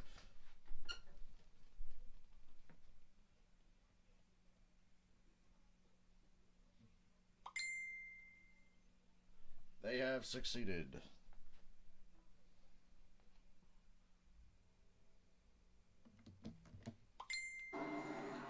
Welcome back to the Charlotte Motor Speedway. Just in time for pit stops. Our leader, Daniel Hemrick, leads him down to pit road. Let's go down to Christopher. Yeah, the 18 just hits his box there. Pretty happy with this car. A little bit tight. It feels like the right front's giving up over the long run and complaining about the bumps. The 9 of Noah Gregson, really happy with his balance. Started off loose in the day, but now he's pretty happy. Asking for his crew chief to just adjust the car in whatever direction he thinks it's going. 16 AJ Allmendinger in here, and he's been very vocal on the radio today. Let's watch a race. Free, but his car's pretty quick. They're going to make another change here to help him out with that and get him down and away. The 22, Austin Cindric, says he always... Yeah, but NASCAR's got their fingers in their ears about the splitter thing. Hemrick keeps the lead. Noah Gregson to second on pit road. Wow, their pit road scoring ticker's all fucked up. It says Hemrick lost 9 spots, but I just saw him come out of the pits in first. So, looked like Hemrick first, Gregson second. Yep, Hemrick, Gregson, Cindric, Harrison Burton, AJ Allmendinger. The race off pit road. Boy, guys, I'm hungry, but I'm going to wait till after the race to eat. I am hungry. Starving, actually. How's it going? Do you get it fixed up a little bit? Yeah, the hyper-right Chevy got speed in, obviously. Running up front like this is awesome. Call it racing pretty really fast Chevys every week. Just can't quite have it hit the sweet spot yet, but track keeps changing a lot. PJ1 kind of going in and out here. We'll keep fine-tuning it. Still a long race to go, but probably everybody that College Racing again bringing some fast heavy. Yeah, you guys definitely have. I know all of Dinger Nation is cheering for you, man. Have a good one. Dinger Nation, that's a new one.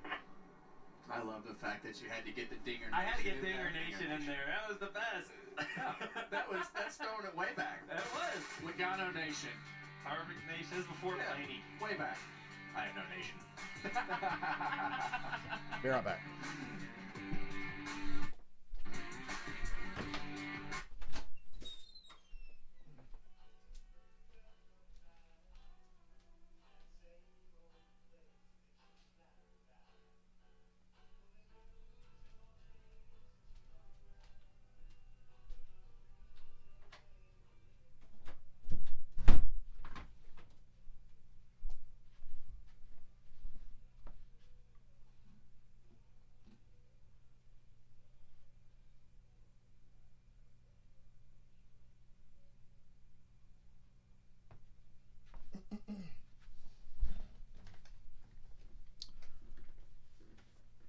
A lot of red cars in that collection. I need more variety.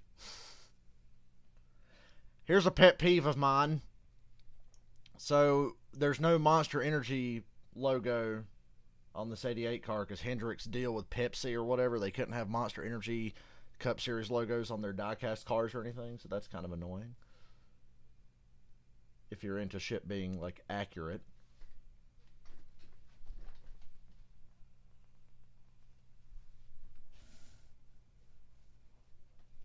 But it's not a deal breaker.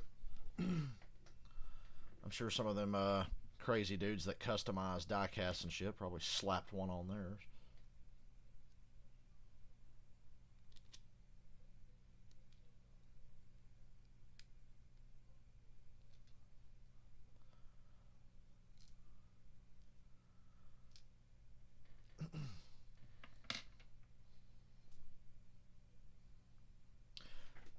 I would love to collect all kinds of cars, but financially, I'm just going to keep it to Dale Jr. So I don't go crazy and want to buy every car I see, you know. It's funny, the last month it's been like, I'll remember a car that Junior ran, but, oh, I remember that paint scheme. I like that one, and I'll go looking for it. Unfortunately, I found many of them.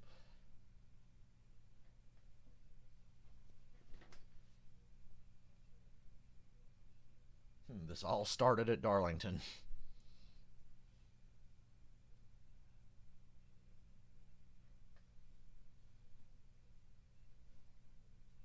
Should have never went back to the racetrack. Never.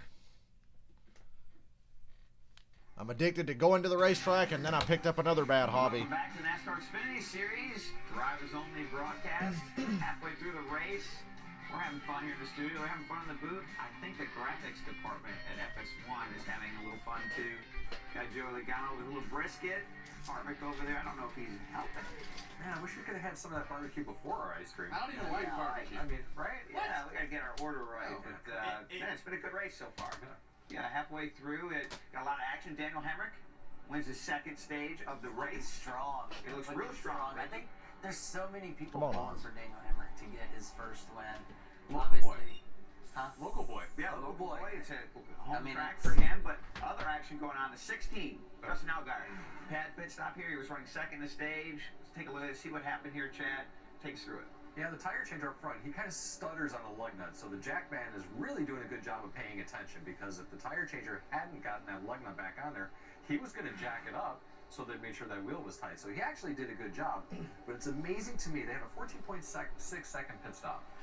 Even the Xfinity Series, just like the Cup Series, a fast pit stop like that, you lose positions. You need to have really fast pit stops in every top division of NASCAR to be competitive. Crack is a bad hobby. Well, they both cost about the same in the long run, Chris. Let's get it back to the track. Joey Logano, Kevin Harvick, Ryan Blaney up in the booth. Getting ready to go back racing, guys. All right, thank you, Brad. And Chad's right.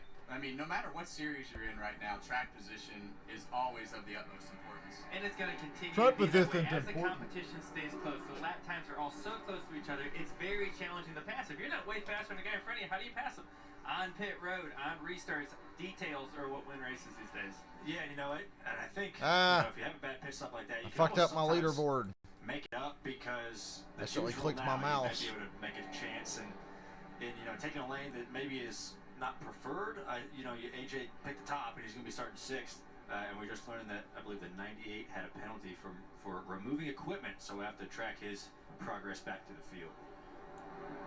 Almost halfway through right here. All right, Hemrick, Gregson, Harrison Burton, Austin Cindric. Stage 3. Boy, Gregson did not get a good start there. Cindric puts him 3 wide. Gregson totally blew that restart. That's good news for Hemrick, I think. He gets away with the lead. Bad news is that 22 cars moving into second place, and we know how good he is. Every time on the restarts, it just sounds so good. When it matters most every week. Awesome. I'm just going to let that go, Joey. I was like, all these years. I was saying that to me too. Okay, but all right. Q Allen Bestwick. Briscoe going for third on Harrison Burton. Oh, we got a spinner off of 2. Way in the back. 5 car. Hard on the inside wall. Caution's out. Not what Hemrick wanted to see. He launched out there and had a nice lead already. Matt Mills got spun out. We see a lot of tire marks on that left side door. Someone got sucked around on the bottom. I'm going to guess. Most likely. Some heavy damage to the front end of that race car. And we are halfway through the race. Let's see what happens here. Here he is at the bottom there, underneath the 0 car. Ooh, the 15 of Colby Howard in front of him. 15 got loose. Got loose. Oh, man. Wow. They ran out of real estate. Just an accident. I don't think he expected to be 3 wide off that corner. He ended up 3 wide and spun out. When he pulled down on that wheel just a little bit. And hit that inside wall like they always do over there. The drone shot of that one really got you. That thing was coming right at the car. Watch this, guys. Woo! Hold up! Hold up!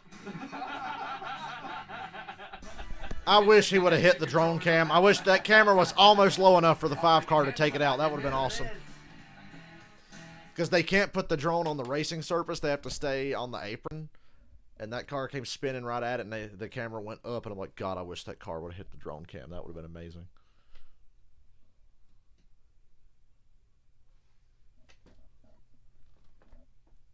So this 88's my first Gen 6 diecast.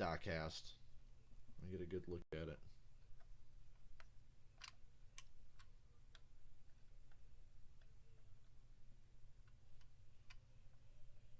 Well, the Gen 6 car really is a piece of shit. You can just tell looking at the diecast. You can just tell. This car is blocky. It's got that wide-ass back end. Tiny little spoiler. Yeah, Gen 6 car is a piece of shit. I'll have another one when my Daytona 500 car gets here.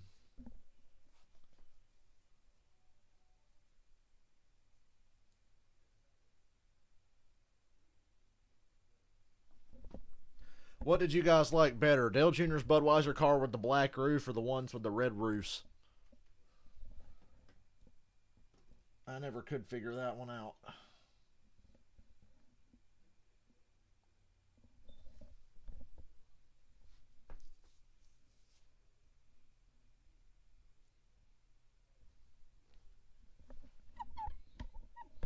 God, I'm hungry.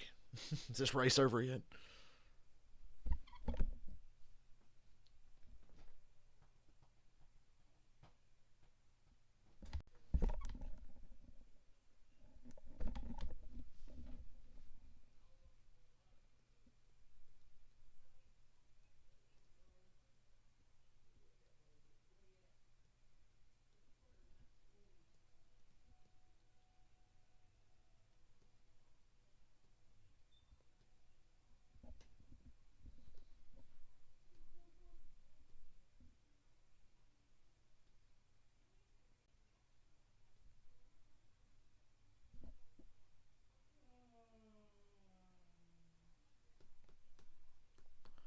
Back marker wreck brings the field right back to Hemrick. Probably have to execute a couple of restarts. I don't see the rest of the stage going green, although it would be great for him if it did. Everybody still got to pit one more time. His all-star game paint scheme. Well, funny you should say that because I've got that one sitting right here next to me, Chris. The 2001 MLB all-star game paint scheme. Yep, I got that one. Jet ski. I guess if you're going to be pit road reporters, you guys got to be together. It's not the raced version, but it's nice. Great. Yeah, at least I'm driving. Like I heard you guys up there talking. I was never gonna find it for cheaper than what I found it for. I got it for $30 from a guy on Facebook. Slim Jim, some So I went ahead and bought it. So, you know, I'm eating well too down here, guys. Don't worry about me. Yeah, I'm jealous of Brad and Ricky over there getting ice cream. So it's definitely a little bit warm down here, but it could be a lot worse. We're just preparing you for tomorrow. Yeah. These guys are really paying attention too. Guys, what's going on? I'm working on my followers now. Yeah, Chad's just trying to get some more followers on Twitter. Yeah. We're Chad Canales on the Twitter, folks. Oh, yeah. That's right. Wants to get 25,000. That's a big goal. It's a big goal. Big goal. And we were looking at pit stalls for tomorrow. I'm a pit stall Let's Thursday. take a picture right now. Chad was about to give us some info, then he realized that we were racing against him, so he didn't want to give us that. He said, watch this restart. Here's what no one needs to do. This is what you got to do. And he goes, oh. I forgot I'm racing against you guys. Already. Wow. It was part of our fun, but Kevin, get back to this. I don't know what we're doing down here, but we're having baseball. Stick and ball sports. Baseball, Tell us Brad. about it. Tonight on Fox. It's an NL East showdown on Baseball Night in America as the Braves battle the Mets, or the Giants face the Dodgers, or the Brewers Nationals. Tonight, 7 Eastern on Fox and the Fox Sports app. Check local listings for the game in your area. Well, baseball. We're getting ready to go to green. Let's see the drone shot one more time because I think this one's super cool. Not so great for Matt Mills. For all of us watching, watch this. Here he comes off of turn 2, sideways. Right at you. Woo! You're not getting that shot anywhere but at Fox right now. That is awesome. Look at that thing, like a big bug. Hold on, I'll upload it to my Twitter. Give me a second. That thing. I just took a picture of all of them. I'm going to upload it to Twitter and I'll show you guys. Stats department. Yeah, insurance on that thing? Like crashing one of our cars. We stumped them. think, Usually you can ask them anything over here. Now, if the car hit the drone, whose fault is it at that point, you know? I mean, It'd be bad. Gotta call the insurance company. yeah. As we come back green. Save us. Yes, please. Next commercial. Because hold on, they're back to racing. Hemrick gets another good launch. And Cedric able to hold the top there pretty good. Not good enough because Harrison Burton's to second now. Really well on these restarts. Hard to And the restart. bottom just, it's almost like Atlanta. The bottom gets such an advantage. Never run side by side with anybody. You know, he's been clear Harrison about Burton trying to clears get the ball Cindric back. for second off of 2. Cindric sweeps to the bottom. Burton blocks. You would have set your own pace. Here comes Briscoe under Cindric for third. Near the bottom there, trying to make that pass. And clears it. Nice move by Briscoe. Power move right there for Chase Briscoe. Drive away, Hemrick. Drive away. Nice run down the front here for Harrison Burton. He pulls right up to Hemrick. If your car fires off good, you better get it while you can because it might not be there forever. And we've seen in this race so far, Hemrick separates himself in 1 and 2. spreads out. It gets harder and harder. Briscoe swaps to the bottom. Look out. Cindric and Briscoe touch. I saw that. Yeah, that was nice. Briscoe was preemptively blocking, expecting Cindric to jump to the inside. Here goes Reddick again. He's been entertaining today. He's back up to the top 10. He's the only one that's had more airtime than the drone. When you can see the front tires move on these race cars from the corrections and saves, there's some pretty big moments. And Tyler's front wheels move around like that about every other lap. Yeah, He's definitely got his hands full. Yes, for sure. And he's outside of that traction compound on the bottom, but he has clean air down there. That's the difference maker for him as he's able to clear the 10 of Jet Burton back up off of turn 4 down the front straightaway. It's all about the air. You know, sometimes you want the traction compound for that mechanical grip. Other times you just need the air to make it happen. Yeah, I mean, he's the only car really on the bottom. I mean, everyone in front of him is in the second lane. As we see Haley try to get by Mike Lynette for 11th. I'm getting nervous for Hemrick. No reason. He's doing just fine. Just nervous. Josh Berry, 15th. I'm disappointed with Junior Motorsports today. Anytime I'm having to cheer, well, I'm not cheering for Gregson at all, but anytime Gregson's the highest running Junior Motorsports car, I'm not having a fun time. Next commercial, DFS. I'm watching a race. I'll show you next commercial. Calm down. I uploaded it. Well, I'm about to upload it to Twitter. Then commercial, I'll show you. Is it going to start to wear? Are they going to respray it tonight? And is it going to move up higher? All those questions is something we're all going to want to Trying to focus on the race for the moment. I've been very distracted today. Saw the graphic of Daniel Hamrick for the first Did Harvick just call him Himmick? I go back to the report of the guys on pit road and just how everybody's cheering for Daniel Hamrick to finally get that first win. And, you know, he's just one of those guys that everybody enjoys being around and loves you know, just a good guy. Briscoe to second. Wow.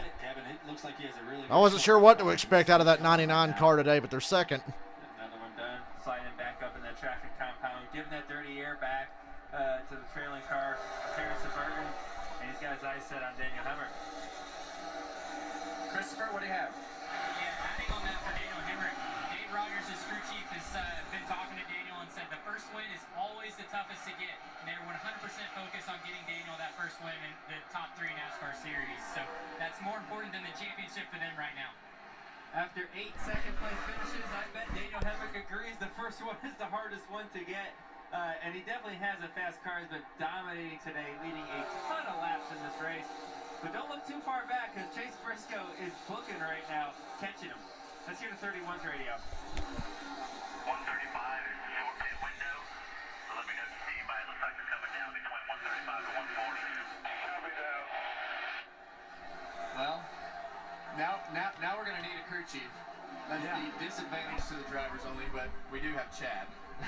Does that count? Chad, start talking to us. What do we need to know about short pitting, long pitting, Hey staying guys, out? yeah. Keep on trucking up there. Keep filling out that groove. Try to run up towards the top a little bit to get the speed. We're going to come in here probably about lap 135. I'm probably going to push it a little bit later in case we get a green, white checker finish down to about lap 136. But you can go as far as probably about 156 before we have to hit pit road. Hamrick's lead over Briscoe's not that big. It's within 3/10.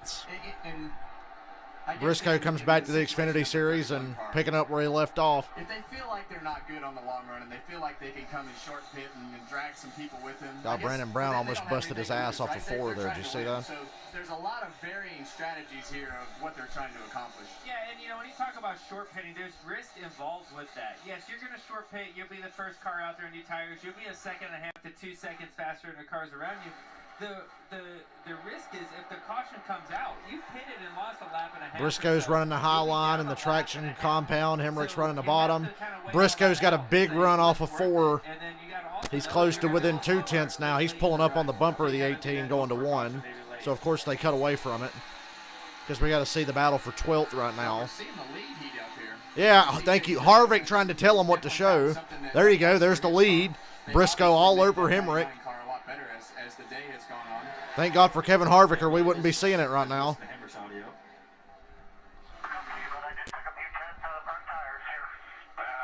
Briscoe off of 4 again, drawing even closer every lap, running the high line. And Briscoe had a look to the inside at 1, didn't take it. Hamrick moves up. Briscoe's up as well. Hamrick's not comfortable running that outside line. This is going to cost him the lead right here. Here comes Briscoe.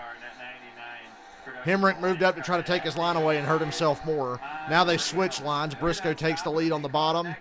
Hamrick's running the outside. Advantage Briscoe. There's the lead change. And it's so typical Charlotte, right? Shout out to Kevin Harvick for making sure we got to see it.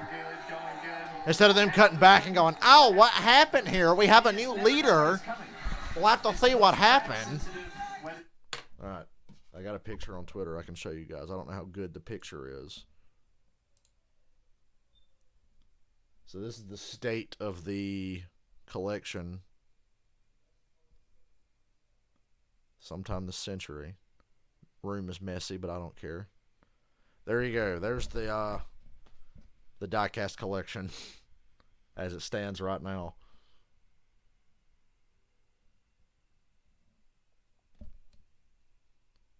Believe it or not, that desk used to be a lot messier. That's behind me right now. Take a gander. That's not a bad picture at all. You get the idea when you see that.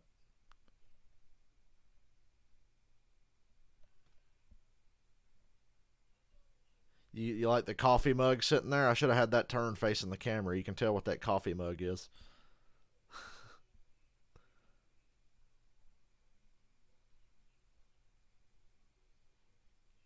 Laptops, I mean, my laptop setup's literally just a laptop on a desk next to a PS5.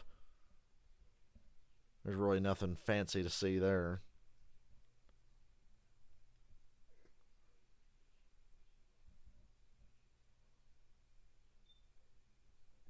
That Wrangler car. I'm looking at this picture because the Wrangler car just looks so cool.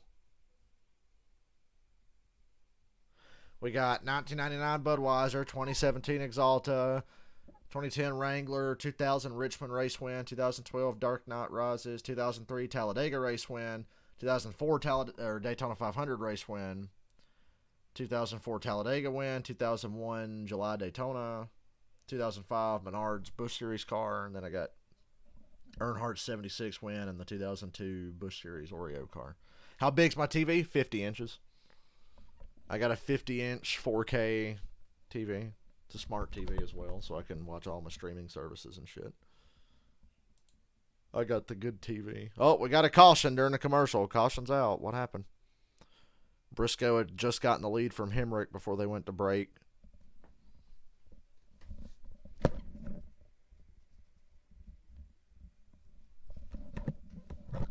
Sure, whatever happened, Fox probably doesn't have a replay of it.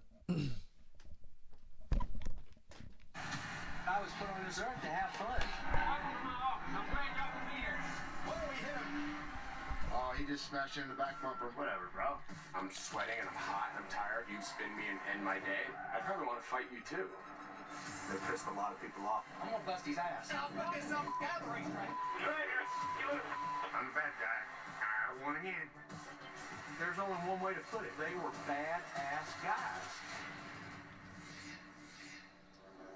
Fox Sports Films presents a dynamic look at the TV review. It's 50 inches and 4K and works really well. The end.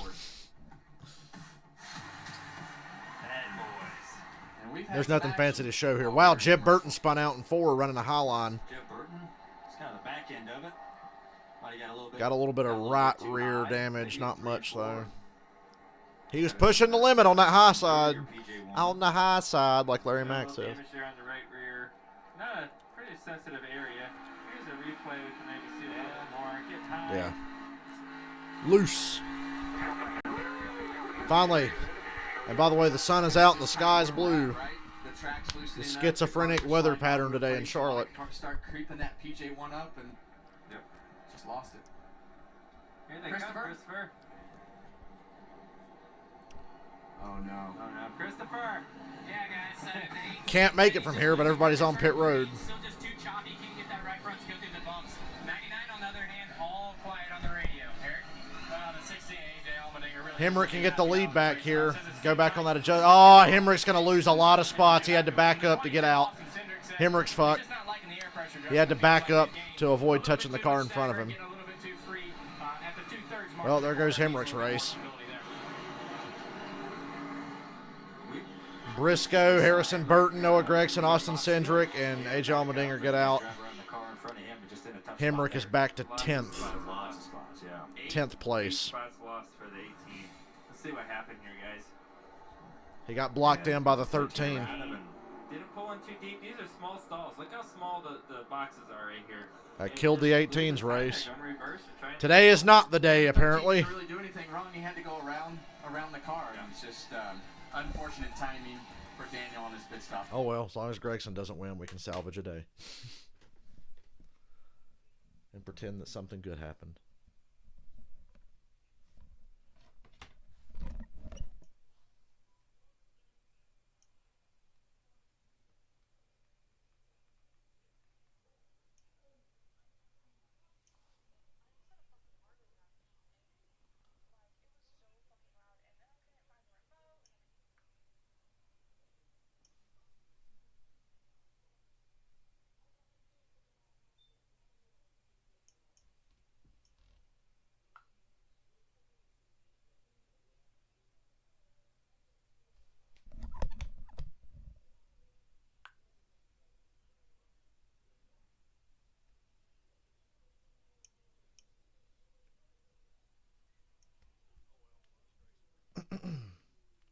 Yeah, Hemrick can't catch a break. I mean, crew chief told him he did something to the air pressures right before Briscoe passed him on that last run, and then on pit road there, he just got completely shit on. So, tough scene, as they say. I'm a Falcons fan. I know all about tough breaks. Tough scene.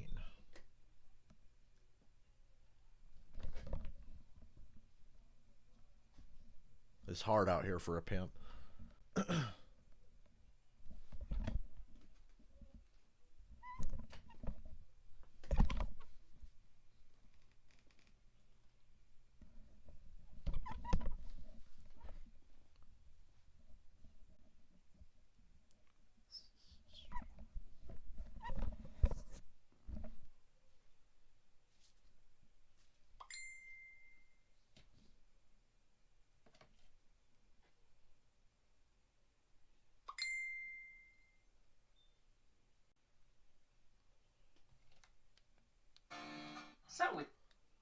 Oh, for God's sakes.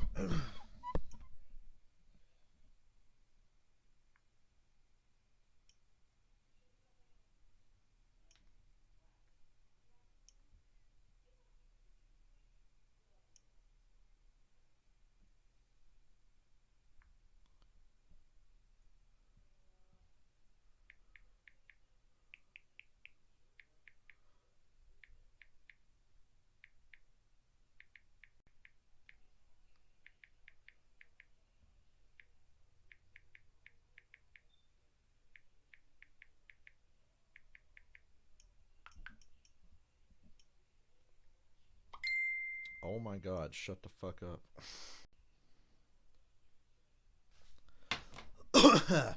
What's next week? Mid-Ohio? Because the Cup cars are in Sonoma, and I think Xfinity's going to Mid-Ohio. That'll be a good weekend. The guys in the shop and all the things that you get to do, but this is pretty cool. Yeah. Dave Blaney won the World of Outlaws race last week. That's pretty awesome. And was able to win. Last lap pass on Sheldon Hodenshield. Was really exciting. Dave Blaney's still getting it done. Sprint car anymore nowadays, but it was so cool for him. It was great to have Fun to Fellow on that. We're working with UPMC this year up in Pittsburgh for what they do, and appreciate them being on the car. And Daniel Hemrick got a penalty. Penalty on the 18. See that tire back there in the number 6 car's pit stall? That is Daniel Hemrick's tire. And their tire rolled into the 6 car's pit stall. Wow. So, yeah, Hemrick's day's fucked. He's done. New ball game up front, though. Briscoe with a push from Cindric. My pick, Allmendinger into third. Let's go, AJ. Win this money. AJ going for second. Briscoe gets away with the lead. 3 wide for third. Gibbs, Burton, and Gregson. Still 3 wide. Yep, Hemrick's at the back now. Couldn't have gone any worse on pit road there. Hey, AJ Allmendinger's up to second. Who's the other one? I think it was me. Oh, yeah. Yeah. You're right. Yeah, me and Dad won. That's pretty cool. We were racing you for that one a few years ago. Yeah. That was a fun race. And, yeah, speaking of, I mean, Ty Gibbs has come from having that penalty a run ago, and he's running 5th. Battling for 5th. Hemrick won both stages and has most laps led clinched, and he's not going to win the race now. Ooh, Allmendinger off of 4. What's wrong with him? Allmendinger's got a problem. Got to have a tire going down or something. He didn't hit anything. Look out. Don't hit him. Fuck. Yeah, the 16's done. Well, no money for me today. Great. Now I don't get to eat at the racetrack tomorrow. Darn. It was up to second, I think. Brake issues. That's weird. Oh, well, he's out now. Briscoe, Cindric, Harrison Burton up front. Gibbs and Gregson racing for 4th. Justin Haley right behind them. As good as Haley's run all day.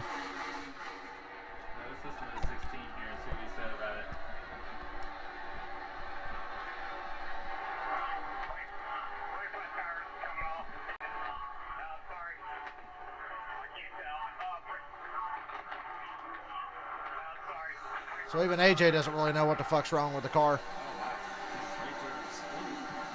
Said the brake rotor blew up. Well, that's not something that you hear every day. Especially at Charlotte, you don't hear about brake rotors. I can tell you if the brake rotor did explode, it's still out there. Yeah. And you don't want to hit a brake rotor, that is for sure. That is going to be some serious damage to a race car.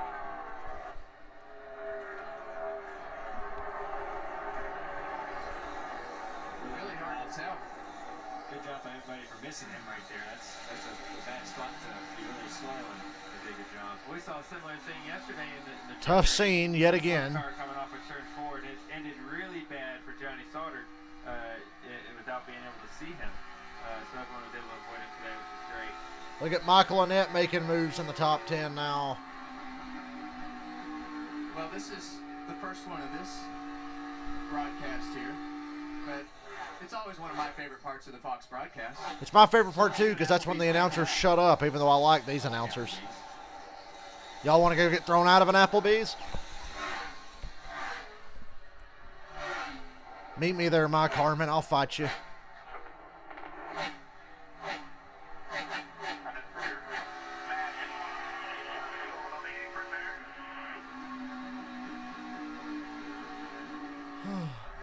Allmendinger back to pit road again. Problem must have not got any better. Tyler Reddick, 8th place with Riley Herbst and Michael Annett.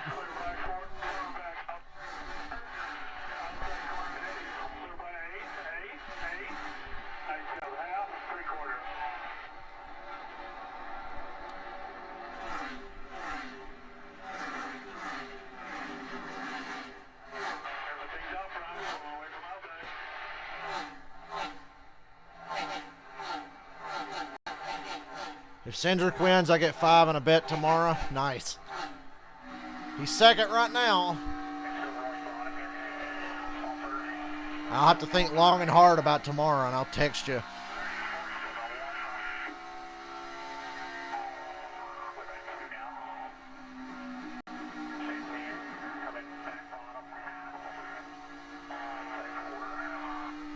If Cindric wins, you basically buy me lunch tomorrow. Because Cookout, I could get a meal for like $6.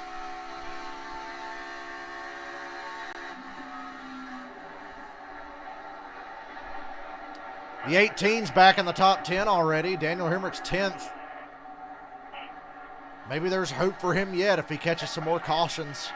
That's what it's going to take. 7.5 seconds off the lead in 10th. After a bad pit stop and a penalty. I was just going to say, if we're going to break it down into fractions, I think I'm going to go ahead and push up the retirement date. I can go with halves and quarters, but... Brandon Jones, Noah Gregson, 5th place. Both lanes look pretty even. I'm seeing a lot of side-by-side racing in the high lane and the low lane, so I think the lanes have almost evened out. Some guys are just better in one lane than others, but it's good to see guys running all over the place here. I'm hoping for more of that tomorrow. You're going to need it tomorrow with all that fucking dirty-ass air. Big-ass spoilers on them Cup cars.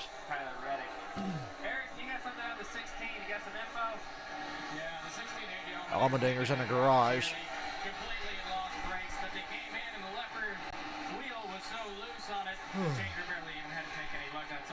Running second when this fucking brake rotor exploded.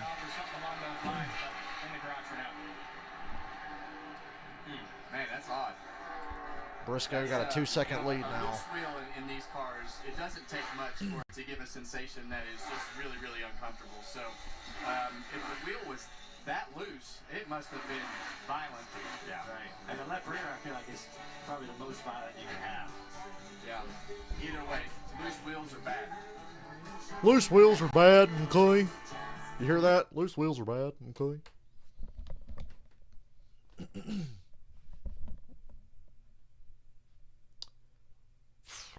Not even 3 o'clock yet.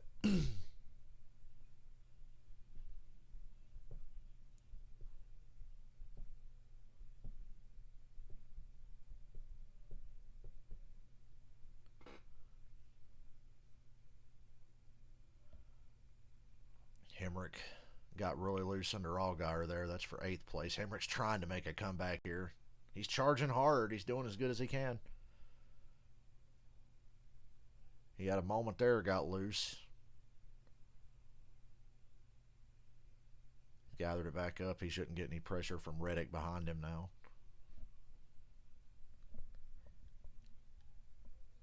Short pit him is all I can tell you. Because you're going to have to pit again.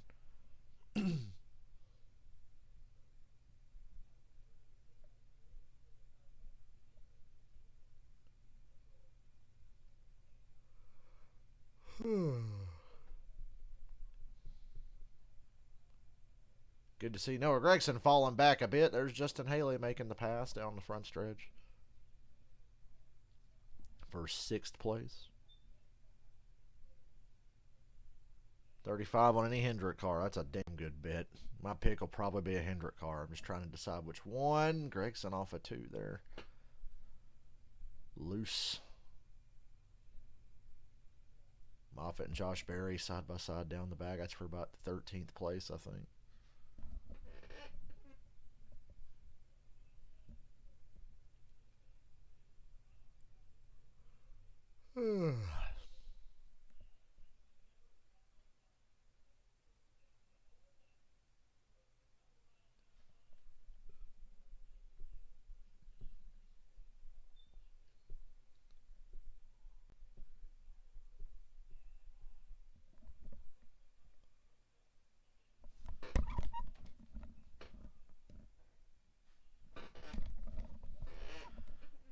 Here's Hemrick again, charging hard.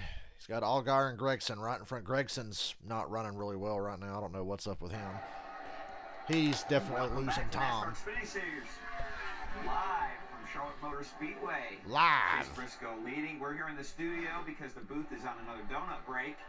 And checking out, Ricky Stenhouse here with me. Chase Briscoe just driving away for now. But Daniel Hemrick had won the first 2 stages, had the pit road penalty, guys. Fell all the way back into the 20s and has driven his way back up in the top 10. Checking out 58 laps. Bootleg virtual Hollywood Hotel bullshit. What do you think we're going to see? We can pit right now. If you want. Bring back the real Hollywood Hotel. Right now. But I'm really curious, my boy Ricky here. I want to know, how treacherous is it to get to pit road here under green? Because we can push this thing all the way down to the 180 lap mark before we have to hit pit road. Is that a wise call? I tell you what, for me, I'm always, being in the Xfinity Series. Hemrick passes Gragson for position. Got a lot of drivers 8th place. green flag pit stop. Allgaier is pretty fast right now, too. He's driving away from here. Allgaier and Hemrick are charging hard. If you're the 99, I feel like, man, your car's so good, they're not catching you. But, those cars like Daniel Hemrick, who could use a little bit of benefit to catch those leaders having to restart at the back. A caution and a great pit stop, and Hemrick will be right back in this thing. Pit stops, definitely a different animal. We're going to see him here in just a few minutes, guys. Back to you in the booth. Well, thank you, guys. Donut break was much appreciated. Yes. Yeah. Number 2. Christopher, what do you have down there? Yeah, guys, I've been watching the Nines lap times here, and he's really fallen off. He got on the radio a couple laps ago and said he might be having a tire issue, so told his guys to be ready. Gragson might have a tire problem. He looks loose in every corner. Underneath 98. Caution's out, though. We got a yellow. Debris. Whoever that is, that might be the... Oh, it's off of the 0 car, Jeffrey Earnhardt. Oh, we have, I think we found a part of the... We found the culprit of the... It's getting ready to be more debris, it looks like. The caution here. Now, you have to have that rear bumper attached to your car. When that thing falls off, boy, that is a ton of free downforce. It's a good thing. So NASCAR has made a rule to where your rear bumper cover must be 55 to go here. Hemrick might have a shot at it now. He must have had some damage with They need some good work on pit road, though. Yeah, I'm down here with AJ Allmendinger. AJ, tough end of your day. Looked like your car was pretty close to where you needed it to be there right before you had your issue. Did you have any indication before the brake problem? Yeah, it wasn't really a brake issue. We had a great restart there, but the left rear was about to fall off, and so was the right front. So 2 of the 4 tires weren't very tight. And I think what happened was it shot a lug nut in between the brake rotor and the disc there, and that's the brake failure I was feeling, and it bent it. So that's why I had the steering a little bit crooked there as well. So disappointing. We got a great restart there, and the Hyper X Chevy was quick. Jason and the guys did a great job. We kept making it a little bit better And felt like if I got the track position back like I had in the restart, we might have had something for him. But Everybody to pit road. Watch the 18, see if they gain anything here. Redemption time. Here we go. This is money time. It's a great chance for a good comeback story. Swinny just hit his pit box here, just complaining about being too tight. Needs a little bit more front turn. Aaron? This should be the last set of fresh tires, I think, for everyone. He's been all day. He's a little bit limited on entry 1 and 2. They're going to go ahead and looks like maybe just an air pressure adjustment. It'll be scuffs if anybody pits again after this. Moving back up through the field. Looks like maybe no adjustments for that. Just going to keep trucking forward. Way to go, Eric. Ryan Sieg takes the lead. No tires. Look out. Good God, Justin Haley came screaming out of his box and about ran a few guys off the damn pit road. We had some no tire stops here. Sieg takes the lead. Brandon Brown. What happened right there? Eric did a great job. So I don't think Hemrick's going to be in a good spot here. He lost positions again. 4 laps to go to the end of the race. Should be fun. I guess Sieg and those guys are saving that set of tires for later. They're hoping clean air is good enough, and they'll have a set of tires again for late in the race if there's a caution.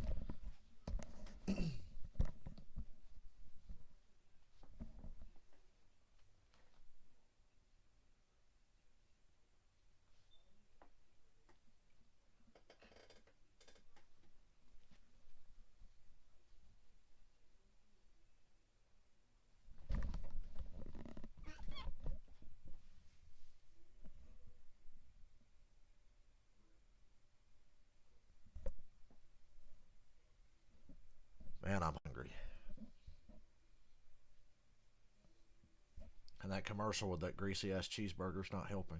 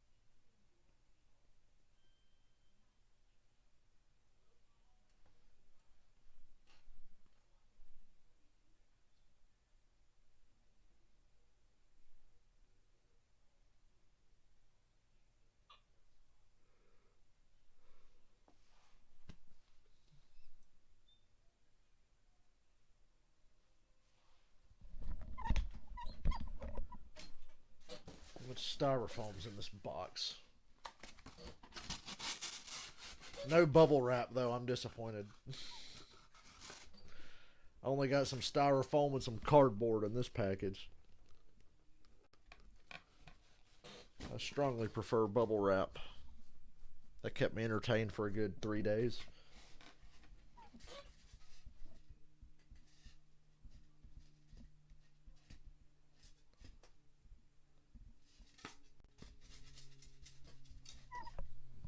You know, I've not been enjoying that Ingalls job, but it's made me feel better about these stupid fucking cars that I've wasted money on just because they look cool.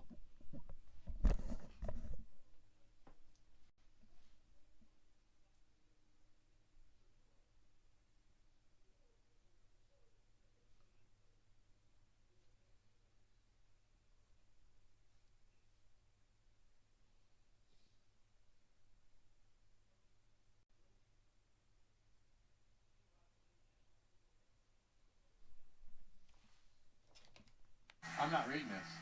I'm not in the promo, so there's no reason that I should read this. I'll do it. Coca-Cola 600 tomorrow.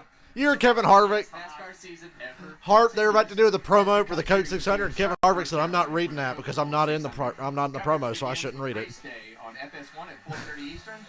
That's funny. At 5:30 Eastern. Why'd they? Yeah, take Bubba out and put Harvick in the promo. Wouldn't that make more sense? Promo, Kevin.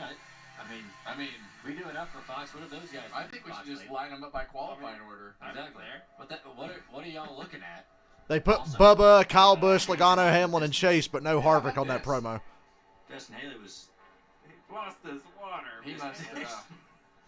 Oh. That was probably a brand new water, all cold, and he just lost. I bet it still was refreshing on his legs and stuff, but not probably where he was aiming for that water to go. Might should have left the cap on there and figured that out later. Figured out though. Look at that double fan thing. Look at the one next to her. Her friend really has it going on. We're going to go green with 50 to go. Ryan Sieg's going to be the leader. Don't know how long that'll last. Maybe a lap if he's lucky. Piece of audio here on the 18 car, so take a listen.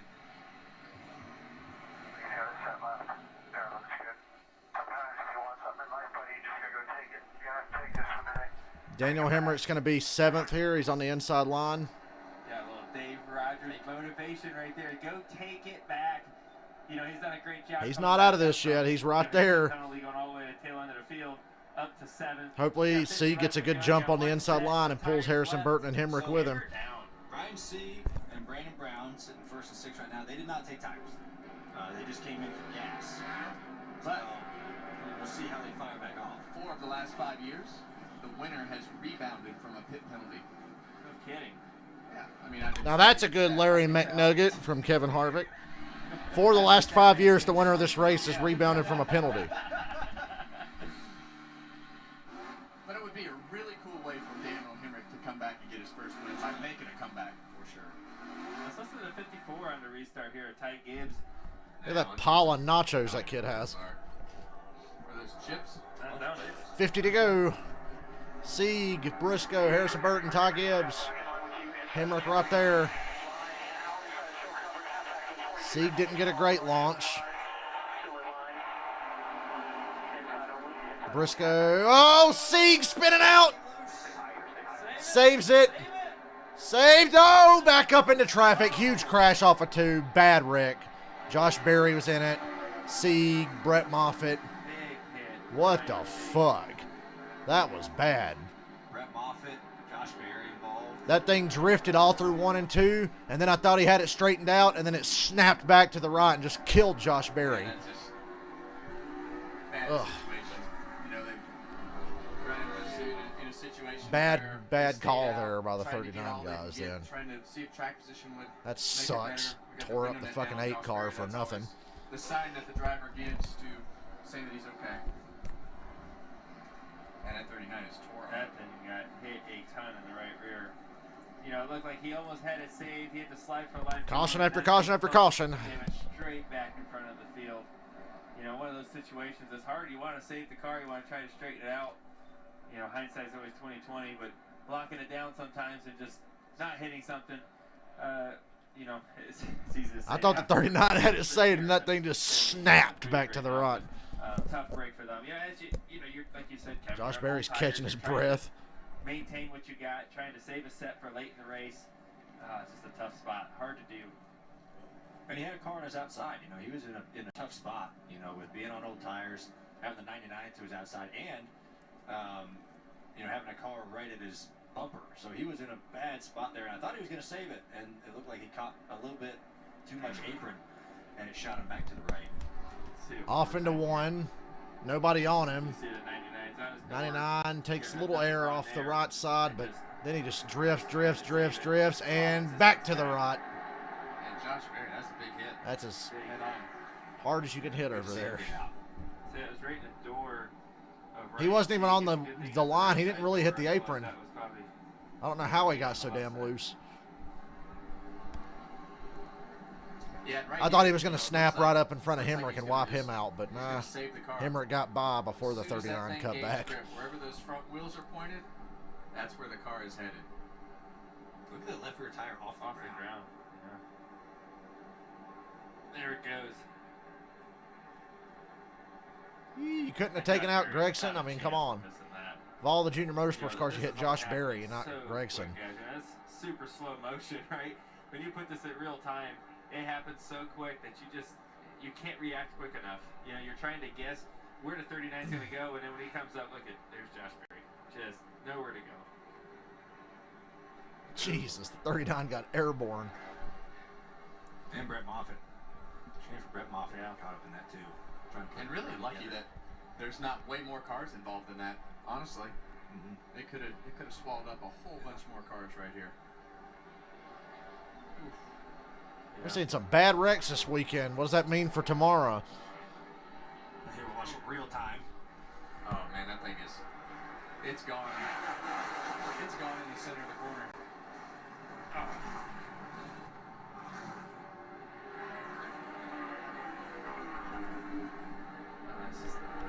It's the worst getting crashes like that too. You just wish you could take that moment back. So I don't know about you. It's like, man, can I just reverse time for 30 seconds here? He's that rewind feature from NASCAR 08. Things happen so quick in these race cars. And no one ever thinks that that car is going to hook back to the right. You know, he was sideways for so long, real low. Everyone thinks he's just going to spin to the bottom. I mean, Ryan Seek thought he was just going to spin to the bottom, or maybe just hopefully at least straighten it out. No one knew it was going to hook and get back to the right. And I think everyone was pretty decent full zone there trying to get around it. And just wrong place. We've seen this replay about 800 times in the last couple of minutes. We get it, Fox. Fox is so proud they finally caught one of these wrecks with good camera work. Because it happened to the guy that was running second. So that's why they're replaying it over and over going, see, we saw it, see, we saw it. That's why they were showing it repeatedly. Tough scene.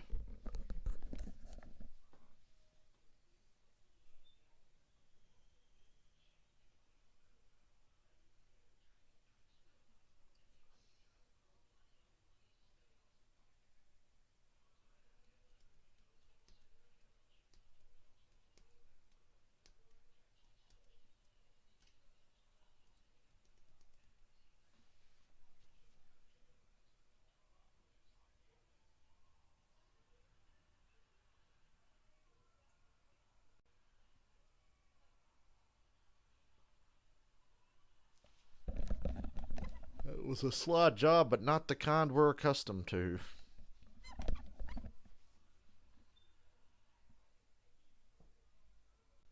Yeah, well, dang. That's for sure. Dang.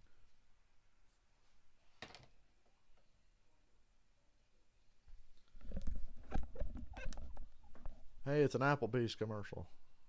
I ask again, do y'all want to go get thrown out of an Applebee's? That burger and that chicken looks good.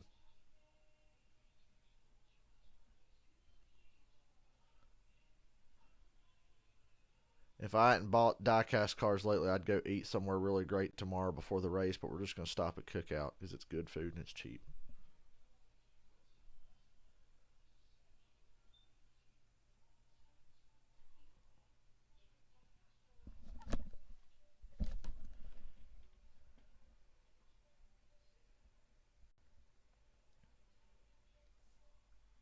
Who's the negative Nancy?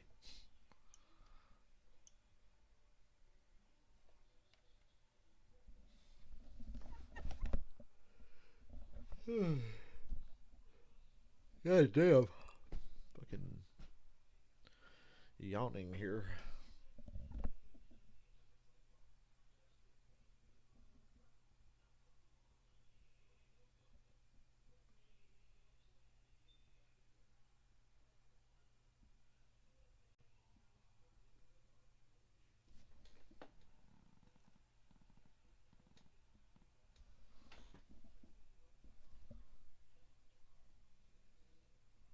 Well, that was a bold strategy by the 39 team. I'd have to go out on a limb and say it didn't really work out.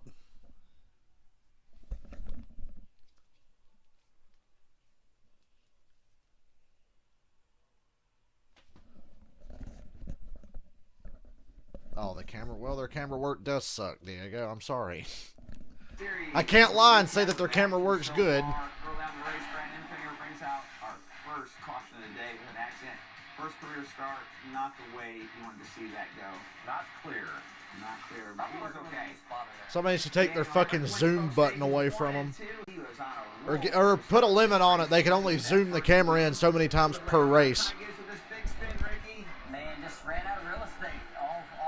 At least they're not like WWE camera operators. Every time a car hits the wall, the camera will go boom and zoom in really fast.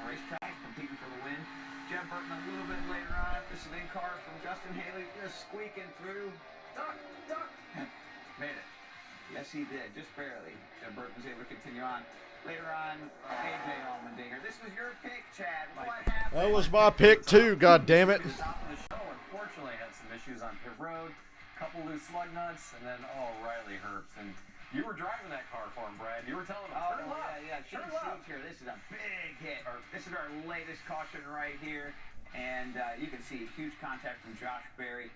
Both of these guys, their day is done.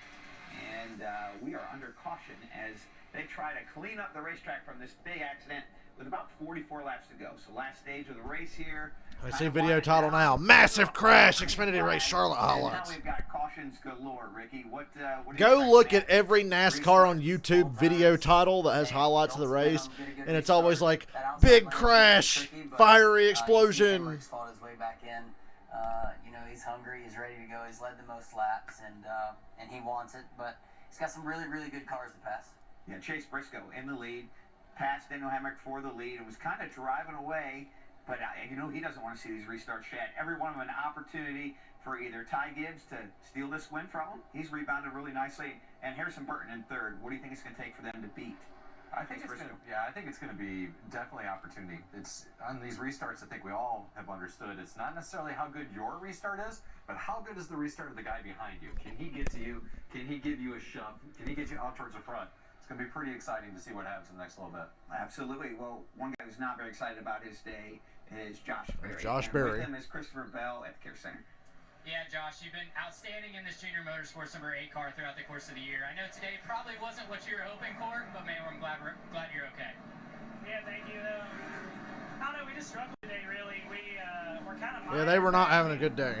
12 to 15, could never break out of that little bubble there, and just got stuck racing all day. And yeah, that wreck, I don't know, the 39, I thought he was going to spin down, and he didn't. Took us all with him. Yeah, well, glad you're okay, and we'll send it back up to you, Brad. That was a huge hit. You see that track crew still working. Look at the camera operator. Quick, zoom in so if he's hurt, we get all the gruesome detail on television. For sure, I'm sure that shook him up a little bit.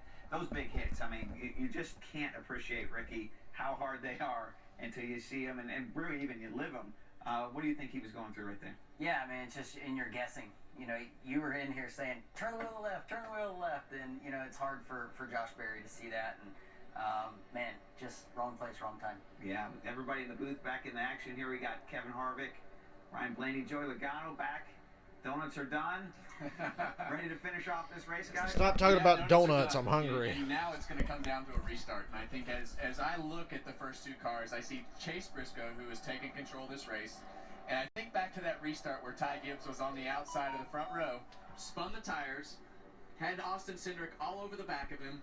I think he picks the front row again, and I think he learned from that. Yeah, I think you choose it again, and that's what Ty Gibbs has done so good. For the first few races of his career, he's been able to recover from things happening. Right, you're a rookie. Things are going to happen. He's just been spinning through the grass. He's back on the front row now. That's incredible to see that. I think you have 2 of the fastest cars on the front row right now. I think the cream is finally rising to the top in this race, and we'll see what happens. Joey Logano said cream. Recovery from Ty Gibbs, and he has a shot to redeem himself, and he did just take the top. Well, NASCAR is supposed to be entertaining, but it's also supposed to be a sport. Dare I say, sports entertainment? And I think as you look at this restart, it's fastest lap of the race is Ty Gibbs sitting there in second right now on the outside of Briscoe. Another restart and another Gonna restart with 41 to go next time around. It's going to be interesting to see how this inside lane takes off and how the outside lane can keep up. But you know, let's take a look at the Xfinity Fastest Lap, and once again you see Ty Gibbs at the top of the chart there. Yeah, for sure. Definitely has a fast race car. Riley Herbst, who started up front early in the race, probably laying down a good lap there early. And you got a couple more Fords there with Briscoe and Cindric with some fast laps. Getting their money's worth out of that drone cam today. Next week. Yeah. Christopher? Yeah, Ryan, we saw you get loose there on the restart. Had you been fighting loose all race, or was it just the older tires? We were on edge. I think it was lack of talent, but that's another story. You got to run it on edge, and then we're trying to do a different strategy, and you know what I mean, get ourselves in position for later. Just snapped around without any indication of lows, but They're going green, 41 to go.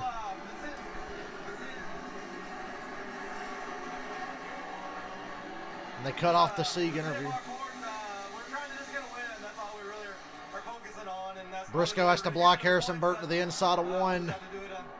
That's going to give Ty Gibbs a chance on the outside. When Briscoe got slowed up going to 1, having to block Harrison, that gives Gibbs a chance off of 2. Here we go. Great job by Ty Gibbs. Through the speedy draw. Position on the leader. Pinch him down, Ty. It's your only chance. No, a little loose in that outside. Briscoe takes the lead back. Briscoe clears him. 40 laps to go. Thought Ty Gibbs was going to have a shot there. See if he can run him back down.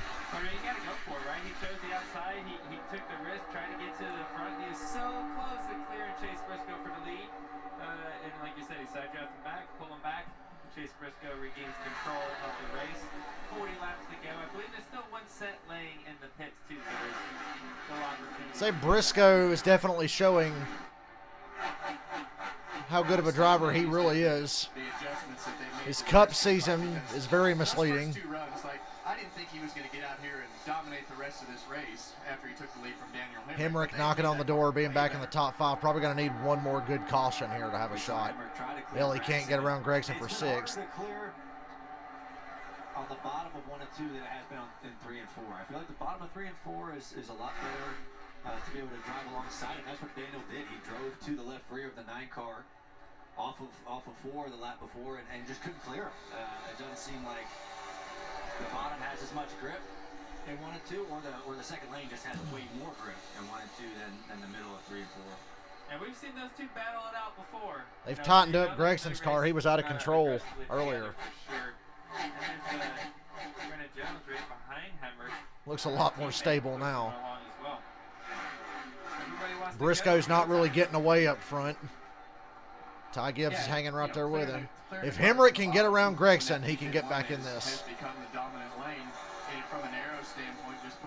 See what he gets going into 1 here. They cut away from it, so I can't tell you. I can't tell you if he's clear of Gregson or not. Oh, no. Oh, Hemrick pushed up the hill big time. Now he's going to lose a couple of spots. Here comes Jones and Allgaier around him. Well, Jones passed him anyway. And it's almost like a free pass, right? Like the guy in front of you tries to make a pass. He doesn't, pull it off completely. He loses momentum. If you're the next guy in line, you're getting a free spot. That's kind of what happened there for Brendan Jones. Eric, you got something down there, huh? Yeah, the 54 Ty Gibbs. What a rebound today. All the way back up to 2nd and chasing down the leader right now. Still close up front with Briscoe and Gibbs and Harrison Burton. Those front tires to get up there and try to counter for the lead. But what a day. I think sometimes when you get yourself mad and frustrated at your own mistake, someday your day turns out a little bit better. Oh, yeah. Nothing like a pissed off race car driver, man. That's what makes you go. And I've been so impressed with Ty. And 35 laps to go. There's not a... Hey, Ty Dillon hasn't been wrecked yet. That's how I know we're getting another caution. Ty Dillon's running 13th right now. Hasn't been wrecked yet. Winning his first race at Daytona with a crazy pass in the grass and just being competitive to every situation that he's been in. He's just continues racing hard with Riley Herbst, unfortunately for him. And be competitive and race for a win. Here we see Riley Herbst and Ty Dillon side by side. You brought up a good point there, Kevin. There is a lot of pressure for these young drivers. If you jump in a Gibbs car, a Stewart Haas car, a Penske car, a junior car, you're supposed to win. If you want to move up and you're in a car that is really, really good, like one of those, you have to win. You have to go up there, lead laps, and you have to win the race if you want to progress. You have to win, unless you're Riley Herbst. Then you just keep getting good rides for nothing. A lot of these youngsters out here that are fresh to it, being able to be successful right off the bat, that's what it takes. Because a lot of times you only got 1 shot at this thing. Yep. If you don't make it happen in the first few races, and really spark some interest, it's hard to break into this series, right? There's guys that can race for a long, long time. The shelf life of a race car driver is a long time, and you keep getting better. Ain't that right, Kevin? You keep getting better. Joe Logano wouldn't know anything about this, being a fucking rich kid. At this point. But you also, that youth and enthusiasm is also something that makes it exciting for everybody to watch and learn. And, I think when you get to witness that and see this success, it makes it fun. Let's hear what Austin Cindric has to say. 19's a little higher than 1/3, 1 and 2. Can you see the big difference for speed? I mean, I can't even see the difference between PJ and 1 and race track. I'm on you. Well, how do you interpret that, Joey? I don't know. I mean, maybe the way the sun's glaring off the racetrack. I mean, from up here, it's easy for us to see the difference.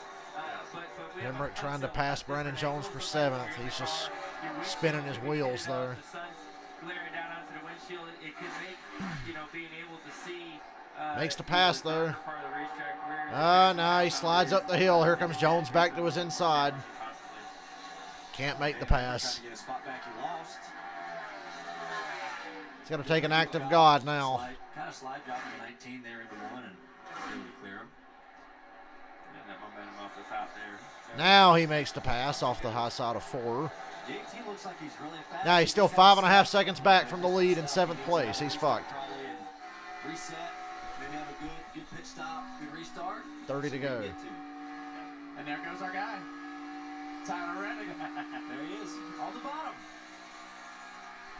Christopher. Yeah, so I've been walking down pit road back and forth, and these guys keep showing me the sign. Eric, did you pay them?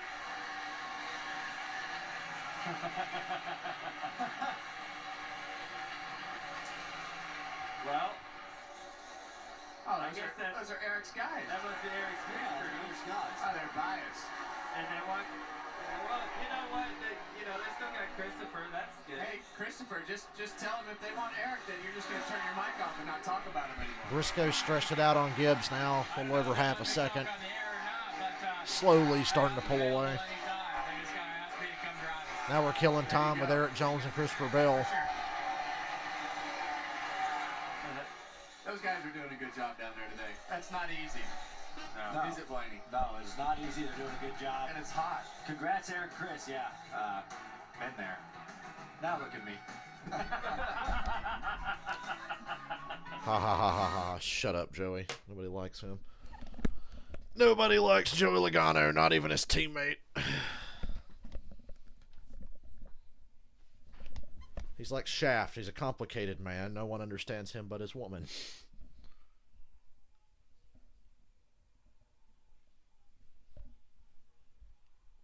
Can't believe this 99 car might actually win this race.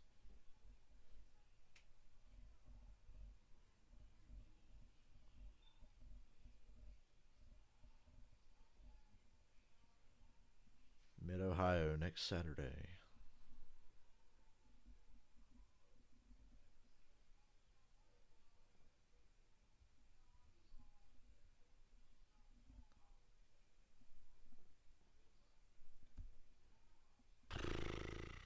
Don't know what I'm going to get to eat after. I'm more concerned with that. This race has got kind of strung out now. Kind of just waiting for a yellow or waiting for the end, whatever comes first.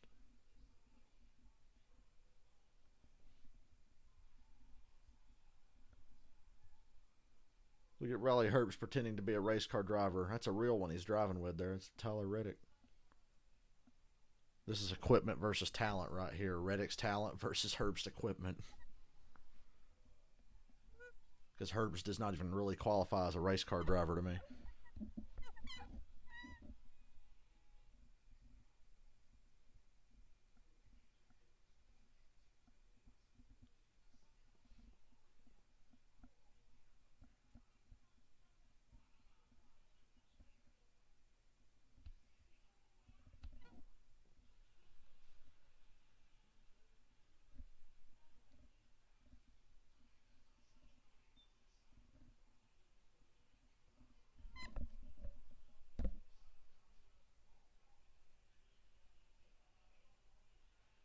Ooh, the lead's tightening up.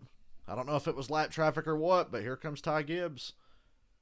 He's back to within 2 or 3 tenths here. I think traffic might have had a hand in that.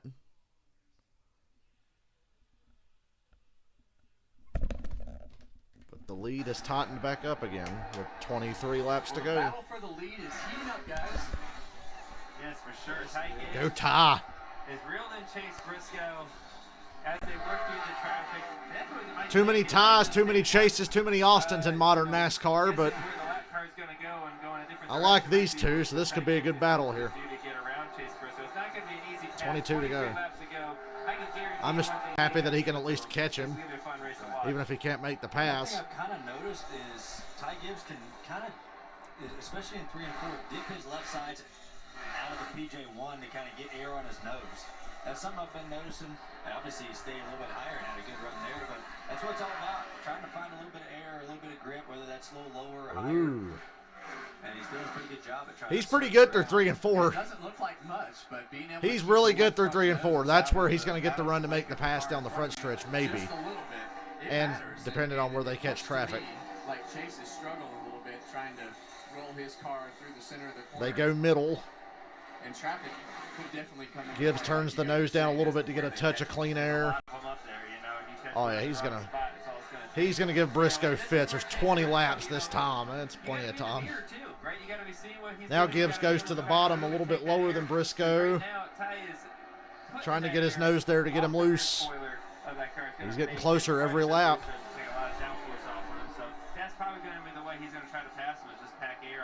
Now they both go to the outside of a lap car. Who's better in the high line? I think Gibbs is better in the high line. He's there now. Oh man. Gibbs can run that high line a little better. The entry speed that he just carried into turn 1, it was incredible, right? He's able to drive into the Oh corner my so God, Briscoe's loose. I think he might have got got nudged a little bit there. They're side by side off of 4. Side by side. He's going to try to block the 54 into a lap car. He can't do it. Ah, 3 wide with a lapper on the bottom. Gibbs to the inside of 1 and 2. Briscoe's going to pinch him down. Gets him loose. Oh, there he goes. No, save it. Save it. The 99's around. Saves it. Doesn't hit anything. Nope, he spun it now. That's going to be a yellow. Caution's out. Ty Gibbs takes the lead. I don't know if he touched him, if it was just air. I think it was air. I really don't think he touched Briscoe. But my God, what a battle. He never touched him. I'm with Blaney. Yeah, definitely really close. He was just packing air. If you're Chase Briscoe, Ty Gibbs takes the lead. too, so I don't really know how that. Yeah, everybody's Now, out tires. The only Briscoe's guys got to that come down and put consistent scuffs tires on is because them Chase tires have got to be Briscoe, flat 68 now. car in 21st position, so good for him. God, he saved it about 4 or 5 times before he spun out. He tried to use the lap car as a pick. Gibbs packed it in there 3 wide, and yeah, he never touched Briscoe off of 2. That's what it is. It turns that thing around so much. Damn, You know how it is, I wish I was there. You start asking your spotter, did I get hit? Yeah. It feels like someone actually hit you, the amount of air that is forced onto that left I hope his spotter tells him, no, he didn't touch you. He definitely did not hit him. And, you know, I think as you saw him try to make those passes a couple My laps before God. that, he was trying to do the same thing. He'd drive it in there and he'd try to pack that air on there. And you can tell that Chase was struggling with his car. Boy, And, Gibbs saw an I think opening just and he the fucking amount of took air that shit. and how close He got was to not it. about to get picked off by that lap car Right there, going just down the front stretch. got that car out from underneath Chase. Such a light spot of the racetrack. What I mean is the banking is going away. Briscoe did a hell of a job keeping it out of the wall. That's how you spin out and not hit anything, Ryan Sieg. And then you get pushed around a little bit. That's talent right there. It just happens. It's Tough scene, though. for me, I guess. And the 54 was coming up the track kind of quick. Like it looks like they got on the exit of the corner, and he just got really close. So hey, Christopher, what do you got on 99? Yeah, guys, the 99 just was too tight. That's what allowed the 54. I noticed that. They said Briscoe's too tight. He couldn't run the outside like Ty Gibbs could. Ty Gibbs could run the high side much better. Very hard to work through the field. Now this 99 was too tight. 68 car does have some freshies. He's sticking them on. Fresh tires on the 68, scuffs on everybody else. Crew chief in that car. I worked with Doug for a little bit. It's a really good move. They'll have probably 14, 13 laps when they go back racing, and we'll see what they can make up. Eric. Yeah, the 7 car, Justin Allgaier on pit road right here. Came on the radio, said something was definitely broke. Xfinity Series at Charlotte, always a good race. Rear, is going to be the issue for him. Brushed the wall and felt the issue after that. I can't tell you how many times I've been here and had something broke, and then we get back to the shop and it's like, nothing broke, guys. Just the cars just handle bad here, right? They do. I thought that yesterday in practice, and we had a pretty decent car. We were up there in the speed chart, and I felt like I had a 15th to 20th place car. Like, speed chart looked pretty decent. It's like, I guess everyone's car drives really bad. It's just what it is. Hot, slick Charlotte Motor Speedways like that. Ty Gibbs in position again. I thought about picking Ty this morning, but I went with AJ. Ty has had some good starts on the outside, but you know, I think as you come to this final restart, he's going to have the inside lane, and Harrison's probably going to have the outside. So it's definitely going to come down to another restart. Yeah, this thing is far from over here. You know, you got Ty Gibbs, like you said up front. Don't count out Austin Cindric. You know, he's aggressive. Late race restarts, he'll probably try to make a move. You got Harrison Burton, his teammate up there. I know they both want to win. They're both young. They're going to race aggressive as well. This thing's far from over, Blaney. It is very far from over, so it's going to be all about the restart, how you launch. It's been a really good race, actually. You can get from the second row. And honestly, I'm curious to see what Brandon Brown's going to do on stickers, because there's probably 30 laps on their tires, 25, 30 laps, and hopefully he'll be able to drive up through. And I don't know, Kevin, what do you think? I try not to. So that's usually what happens in this particular situation is we all lose our minds and start pushing and shoving more than we have in the past. But let's throw it down there. Yeah, guys, I'm down here at the core box listening into his radio after the incident there. Obviously, no intention. Ty was pretty apologetic, making sure that he wanted him to know that he was trying to race him. Obviously, not make a mistake. He didn't hit him. He didn't do anything wrong. For a young guy to come back to when you feel like you maybe put somebody else in a bad spot.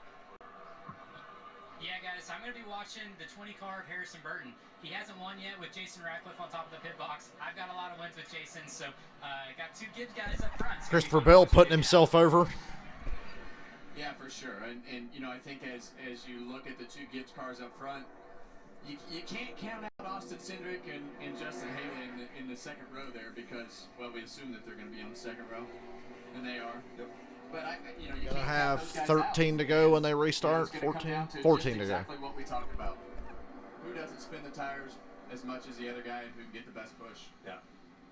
And they have, you know, they have pretty old tires on, you know, so it's going to be really important to try to launch good and get your rears cleaned up. So we got some Harrison Burton audio. Let's down the bottom. Let's play to win. It's a win, man. You know, I got faith in you. Line up beside that dude, man. Go get it. I like it. You know, I like that move. I do too. You got to take the front row opportunity, especially with 15 laps to go in this race. It's pretty tough to win from. Is that a Supra? Big maneuver, which can happen. Typically can't happen, but I think I'd rather take the top and give Mike Taylor a shot there. Ty Gibbs has 4 top 5s and 5 starts this year. Won his first race. For Ty Gibbs. Obviously, we talked about the Daytona Road Course. Got a shot at another one. Second, fourth, 18. Could he be the next Jeff Gordon? 15 laps from the end, and he's got a shot to win another one. Pressure. This is all about the high pressure moment right here. You got to execute this restart. We got the 11. We go 14 laps. Gibbs, Harrison Burton, Cindric, Justin Haley, Hemrick, and Gregson behind them. Ooh, Gibbs spun the tires a little bit. The 22's got him jacked up as well. Shoves him out front. Oh, big wreck. Hemrick, Gregson, Justin Haley, Michael Annett. Huge crash. Tommy Joe Martins is in it. Gibbs holds the lead. Caution's out again. Another big crash. No idea how this one started. And that's exactly what we just talked about. You know, old tires. Old tires. Wow. Well, Gregson's torn up. That's good. Fuck him. Sorry for Michael Annett. He's tore up. Justin Haley looks like he might have got the worst of it. Actually, Hemrick got the worst of it considering the day he should have had. Great restart there. Being able to hang on the outside there. They were doing a terrible job on that restart of showing the camera work because I could not see the battle for the lead. They immediately cut to an onboard camera like 4 cars back, and you can't see shit. A lot of torque race cars here. So I just had to assume that Cindric pushed Gibbs out front and didn't take him 3 wide into 1. Last restart. See what happened. That looked like the start of the All-Star Race Open in 2004. Stacking on top of each other. Ah, Justin Haley threw a block on Gregson. Oh my gosh, this is tight. Oh no, it happened with Hemrick.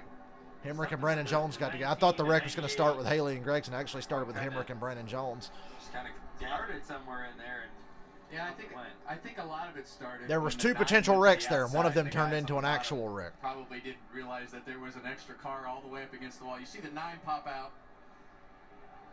And the 18 and the 19. Yeah, Jones and Hemrick got hooked together. The 19 can't go up. Yeah. Nobody did anything wrong there. Just Jones caught in the middle. He couldn't move. He's just out there arcing the corner out. I think he's going to be all right. And gets tagged out of nowhere. I bet that was a surprise. Not a good surprise. Let's watch it from the 11. One of them old racing deals. Sure, a lot of guys are going to be pissed off anyway. Ooh, poor Justin Haley, just an innocent victim. Driving along, minding his own business, and just gets clobbered. Which is, you know, I like the point you guys brought up of, you know, it's the end of the race, and, you know, we saw the 9 jump out and try to get outside the 11. And that just Lots of big wrecks this weekend. Will tomorrow be anywhere near as interesting as the 2 races beforehand? Or how many cars are to your inside or outside, and that's just what these restarts do as we get in the later stages of these races. Everyone wants to go, has to go, and if you have a run, you take it. And sometimes it works out, sometimes it doesn't. And it's always interesting here to me as you leave this last section of the trial, how it, you know, the bottom lane is actually Tommy Joe Martin's below the groove of the corner. totally innocent there as well. Come up 2 lanes, and so it's like you go through the trial and everybody comes up. 99 made it through. Briscoe made it through. That'll be some spots for him. And no, Robert, I don't expect tomorrow to be anywhere near as interesting as the truck race or this race. It's the Cup cars at Charlotte. We know what we're probably going to get. As it all funnels down. It's not a very wide racetrack. No. It's definitely fairly very narrow, you know, with this, you know, double dog leg, you know, quad oval, whatever everybody calls it now. That's definitely, tough, and gosh, there's so much damage there. We're going to have to deal Brandon with Brown got through, and he's on fresh tires. Brandon Brown's on stickers, and he got through that wreck. What do you got? Yeah, I'm down here with my former crew chief, Jason Ratcliffe. Jason, you got Harrison in position here to race for the win. Do you have any advice for him on the radio? Well, right now, I think the biggest thing on restarts has just been lane choice. It's so tough, you know, the outside lane's been tough, but obviously you can't pass it up if you got a shot at the front row. He did a really nice job there on that restart. It's just difficult in the top lane. I think we're going to line up on the bottom this time behind the 54, so who knows? Our car's better. We've been working on it all day. It didn't start off very good, but the guys have done a great job on pit road, so we're in contention. We'll see how it goes. Yeah, well, good luck. We'll go to Eric. I'm down there with Chris Gale. Chris, it's been a pretty hectic day to say the least, but it's been a good one here at the end, and now you're in contention to win. So, really, I guess my question is, what can you say about Ty Gibbs and what he's been able to do in his starts here in the Xfinity Series? Yeah, it's pretty crazy when you look at the stats, really. Like, he's done one heck of a job. And, yeah, you mentioned the up and down day today. Man, my heart can't take much more of this, right? Spin, come back, and it's got a contention to win. We'll see. You know, one restart away. All right, good luck. Thank you. Yeah, Ty Gibbs trying to do the spinning when he spun out at the end of stage 1 or 2, whichever it was. He went through the grass. And he's going to restart 10th. Yeah, Michael, you're right. Come on, Cindric. You never know what's going to happen here. He might be a little bit too far back to Brandon Brown on fresh tires in 10th. If he gets a few cautions, he can get a top 5. Put it in the top. But he can still get a top 5 anyway. If he gets a few cautions, hell, he might win the son of a bitch. Race team, you know, so you can find a way to out-strategize them, do something different, get cautions where you need them to, miss wrecks like you just saw there a second ago. You're going to come out with a good finish. He has a great shot at that. And you see some other teams, you know, Clements right up there, LeBay as well in 9th place. You know, some other, you know, teams that need some really good runs, which would be cool. And also, you look at the rundown there. There's Tyler Reddick. Always around. 4th place. Don't count him out yet. Yeah, Ty Gibbs would be a good guy to hit your fandom to if you're looking for something in the future. You know, we haven't Robert, seen that's him not a bad on the decision. front row, and we all know that he's going to do a good job, most likely, on the restart. He's probably earning a lot of fans with the way he That performs. front row and a different person than Ty Gibbs started to last time, because Cindric was the reason he was so far out front. He was the pusher. Yeah, and so it'll be interesting if things go how I think they're going to go. Is going to be Ty and Austin on the front row, and then I think Burton's going to take 3rd and push his teammate, and then you have a really experienced guy with Tyler Reddick in 4th. And so those 2 guys on the top, I could see them getting good restarts and really trying to keep them side by side with the leaders of the top 2 cars here on the top. Yeah. Now you see Ty's mom up on the pit box, and Harrison Burton. Oh boy, the Kim Burton alert. Kim Burton alert. She's 3rd. I know. So great to see people back at the racetrack here in Charlotte as well. So we're going to go back and take a look at Ty Gibbs' first win. And this to me is one of my favorite moments. Right through the grass. How he didn't rip the nose off him is That's beyond what I was me. going to say. If I had went right through the grass, I would have been looking for the splitter. The pass in the grass, for real, that was amazing. But you know, I think it just goes right back to what we've talked about already. I mean, first race, pressure situation here today, and he just keeps answering the call time after time after time. You can say, well, he has good cars or he has this. In the end, you have to perform. You have to Still riding around under caution. in those pressure situations. Probably restart with about 7 to go at this rate. Like we talked about, you got to perform on high pressure. No, Fox, they haven't done the choose rule yet. Calm down. You got to learn how to win races. And, Pace car lights are still on. But you see anybody that moves up out of this series, they win a lot. Tyler Reddick, you know, Austin Cindric's moving up, winning a championship last year, winning a lot of races. You know, Chase Briscoe, who was up front about to win today, won a lot of races and moved up. You know, Christopher Bell, Eric Jones, right? All these guys that have moved up into the big leagues win Xfinity races a lot. And I don't think there's any more pressure than having to do a bunch of restarts right after another. There's just so many chances to mess up a restart, spin your tires, or don't clear a guy. That's tough. Ty Dillon having a good run, up to 6th today. And you got Jeremy Clements behind him. Alex LeBay 8th. And Ty Gibbs is just getting warmed up. I like those 36s on that Alex LeBay car. It's a nice car. Oh, no kidding. Yeah. Oh, good practice for him then. Double sweat. I didn't even know there was an ARCA race tonight. Joey didn't know there was an ARCA race tonight. Hell, I knew it, and I was making a point to not watch it. In the booth for the ARCA race. Matt DiBenedetto. Yeah, going to be calling the. Is this one to go here? So I did the 1 to go. We're going to restart with 7 to go. Gibbs and Cindric on the front row. Followed by Harrison Burton and Tyler Reddick, it looks like. Yeah, and look, guys. I mean, this is usually what it comes down to when you start having cautions. If that race breaks up into having 2 or 3 cautions, it's going to come down to the restart and the same things that it has come down to all day. Who can spin the tires the least? Who gets the best push? But Austin Cindric is a new player up there. How about Laney Castle having a good day? Currently 10th. It's good for that team. But Brandon Brown took the bottom here. Know about that move. Very surprised by that move. I think I would have taken the top if I have tires. I need a little free running room to use my tires, but yeah. I've been wrong a few times on restarts before. He's in the top. Oh, is he on the top? Oh, I thought I saw him at the bottom. Okay, I like that move. I take that back. Yeah, 7 laps. Gibbs, Cindric, Harrison Burton, Tyler Reddick, Ty Dillon, 6th. Put it in the wind. Really 5th. He's on the inside line. And Jeb Burton after hitting the wall. You can get by keeping that wall going in his pocket. They've been saving the wall for this very moment from the fence. Boy, this is intense, guys. 8 laps to go. 7, Joey. 7. Joey Logano can't count.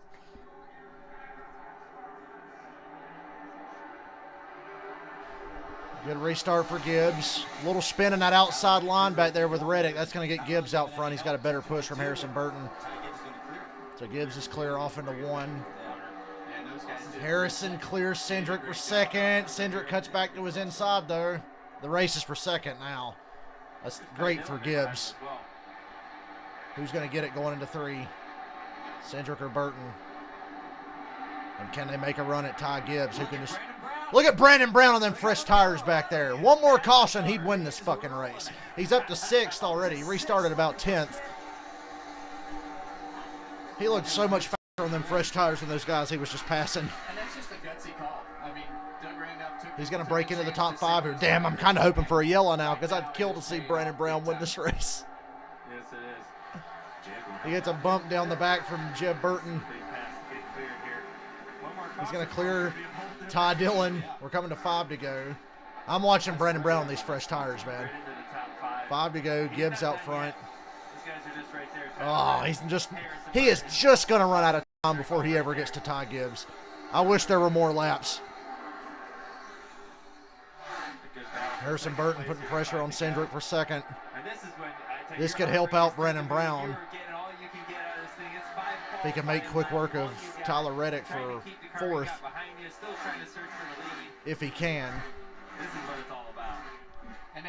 Either way, those tires were worth about 5 or 6 spots for Brandon Brown. Ooh, Jeb Burton and Chase Briscoe. And now they're racing for the win here at the end. Briscoe recovery as well, 7th place. Cindric not going to have anything for Gibbs. He's just trying to hang on to second. After he spun out racing for the lead. Yeah, and that set probably had about 18 laps or so, 17, 18 laps on them, and they were cold. Yeah. Cold tires are sometimes a huge benefit. 3 laps.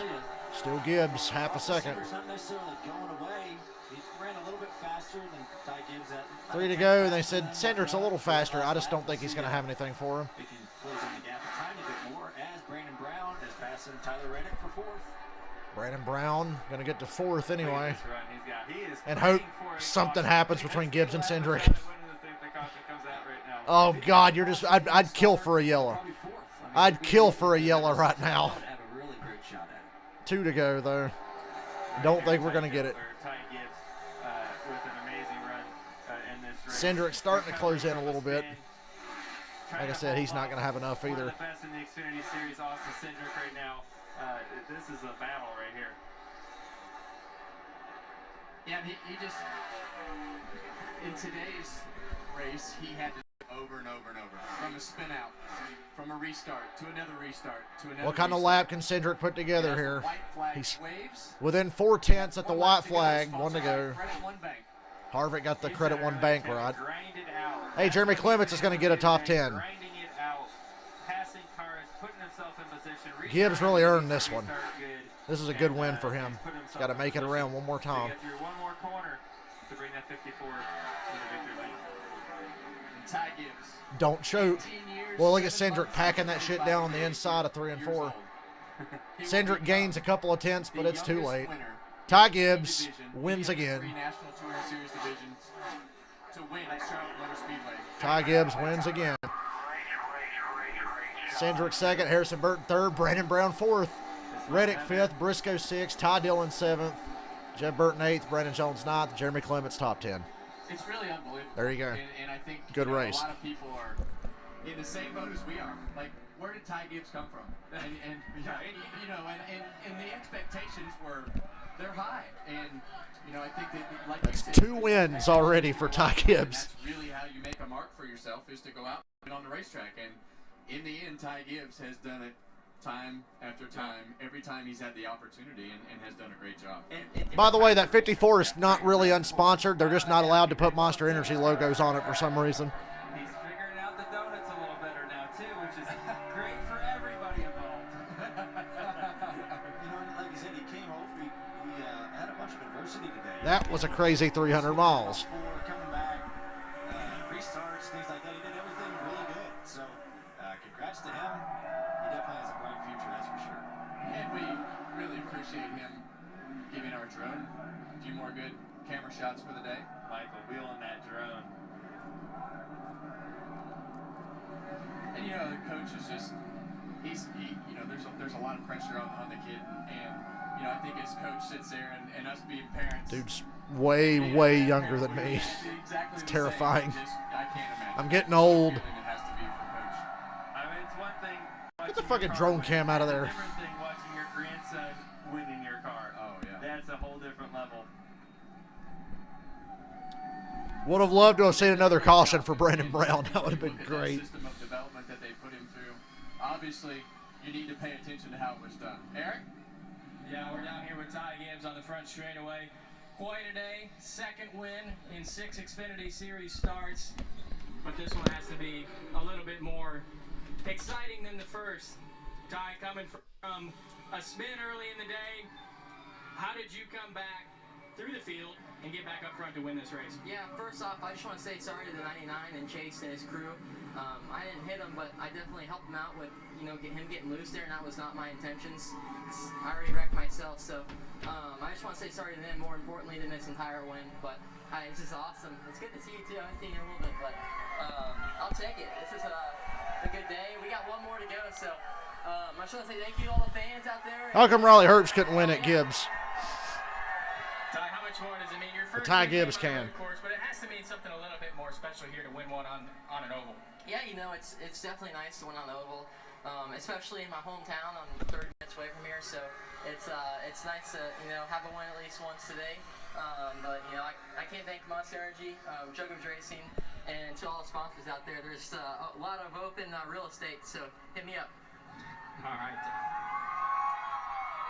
Ty, congratulations. Second win of 6 starts. Christopher? Yeah, I'm over here with Chase Briscoe. Chase, you had a really, really solid day, leading a lot of laps. Ty referenced that he was, sorry for the hard racing there. Walk us through what happened in your seat. Yeah, we just made the wrong adjustment there at the end. We were too tight. Felt like he was going to get me either way. And obviously, I don't know if he got into me or just got arrow loose or what. But, yeah, just definitely frustrating. We ended up 6. Felt like we were going to, for sure, be second at the worst. And part of it, wish we could have got production line through, Texas all them guys. Arrow loose. He didn't touch him. Part of it is fun to run up front again. It's been a while. So, just go on. And, it's part of it, I guess. Yeah, thank you, Chase. Back up top. Well, guys, I don't That was really fun. know what to say. I mean, the kid just continues to amaze as he gets in the race car and proves that he deserves to be in there with the results that he's getting on the racetrack. Absolutely, for sure. He's had an amazing opportunity, and he's doing something with it. What an exciting race we had today. We had a little bit of everything. You had some longer runs. You had a little bit of strategy coming into play. You had Brandon Brown at the end. That was a great race. Coming up there for a solid 5. What a fun race to watch. It was a fun race. We had comers and goers, kind of what we talked about. Daniel Hamrick led a bunch early, looked dominant, and Chase Briscoe was dominant. Then all of a sudden, Ty Gibbs, he's going to win the race now. So really neat, cool to see the cars move around today, and it makes me look forward to tomorrow a lot. Yeah. Well, and I know those cars are totally different with all that downforce and everything, but that makes me optimistic that the 600 can be a good race. So we've really totally So here's hoping. the whole impression of what a broadcaster is supposed to be. So is everything still okay in the studio? Absolutely. We had a great time today. Sounds like you guys did as well. Thanks for all your help. It was, like you said, a very interesting, exciting race from the leader and winner of the race, spinning out, coming back to win. The action with Chase Briscoe going back and forth. Let's go over those 2 items because that really decided the day. First off, there was the incident with Chase Briscoe. Chad, what did you see there? What were your thoughts between Ty Gibbs, Chase Briscoe, and the spin for the lead? I respect him apologizing for that, but I don't think he did anything wrong. I think Ty He didn't do anything wrong. And Briscoe will know that when he gets a look at it. Hard right there, and he did exactly what he was supposed to do. I thought that was amazing driving and very impressed with what they did. Better be happy they didn't get that caution. Old Brandon Brown was coming, buddy. Earlier in the race, Ty Gibbs. Did you think he was going to be able to come back and win? I didn't, but it was good to see. Obviously, the turf being key point number 1, kept the car together. If this track had grass, Ty Gibbs would have never won this race. Think about that. If this was any other racetrack today, Ty Gibbs would not have won that race. His car would have been junk after spinning through the grass. 54 was probably going to come up and steal this one, and he sure did. He was really fast. What, 18 years old? Wow, to do that, that's pretty impressive. Tomorrow, big race. Coke 600. I'm just glad it makes him younger than Joey when Joey won his first Xfinity race. Second over here. Yes, great job. Ready to go. Yeah, I maybe was not quite as good, but that's all right. I had 600 miles to dial it in and find you guys hunt pretty hard here. We're ready for it. It's a big race. Our longest race of the year, the Coke 600. And, when I think of that weekend, biggest weekend in really all of motorsports, if you look at Indy 500, of course, our race, the NASCAR race, super exciting. And thanks for all your help in the booth as we look forward, Kevin, to a big race tomorrow. Well, thank you, Brad. And guys, what did you think of the racetrack today? We saw the bottom start as the dominant lane. We saw the middle lane. And now we don't really know what NASCAR is going to do with the racetrack. These guys tonight, are just but talking and what do you talking. think of the way that the PJ1 was running today? Yeah, it definitely got wider. We saw that, beginning of the race, everyone's on the bottom. By the, end of the first stage, it started widening out. Second stage, dominant lanes up top. But I said this earlier today, guys. That's only 300 miles we just watched. We're halfway in the Coca-Cola 600 right now. We got a long way. Okay, so it's half of the 600. This race was 2 hours and 42 minutes. And this would only be halfway of the 600. Oh, I'm going to get my money's worth tomorrow. That's a long day, buddy. I'll be there. I'll miss you guys. I always hate not streaming, but I got to go to the race. You guys don't pay me enough to stay home. Well, I think as we've done everything that we did today, we want to thank everybody for letting us be up in the booth. But next Saturday, it's Xfinity Series racing from Mid-Ohio on FS1. Tomorrow at 4:30. So, yeah, I won't see you guys tomorrow. I'll probably see you later today, though. I plan on streaming tonight, so keep an eye out for me. Sometime between 8 and 10, maybe. Like I said, just whenever I feel like it. I don't like setting a schedule. So just keep an eye out for me if y'all want to come hang out here later. If not, I'll see you next time, whenever that is. I don't know, because like I said, I'm going to the racetrack tomorrow. You won't see me much tomorrow. So have a good one, and I'll see you guys later. Thanks for watching.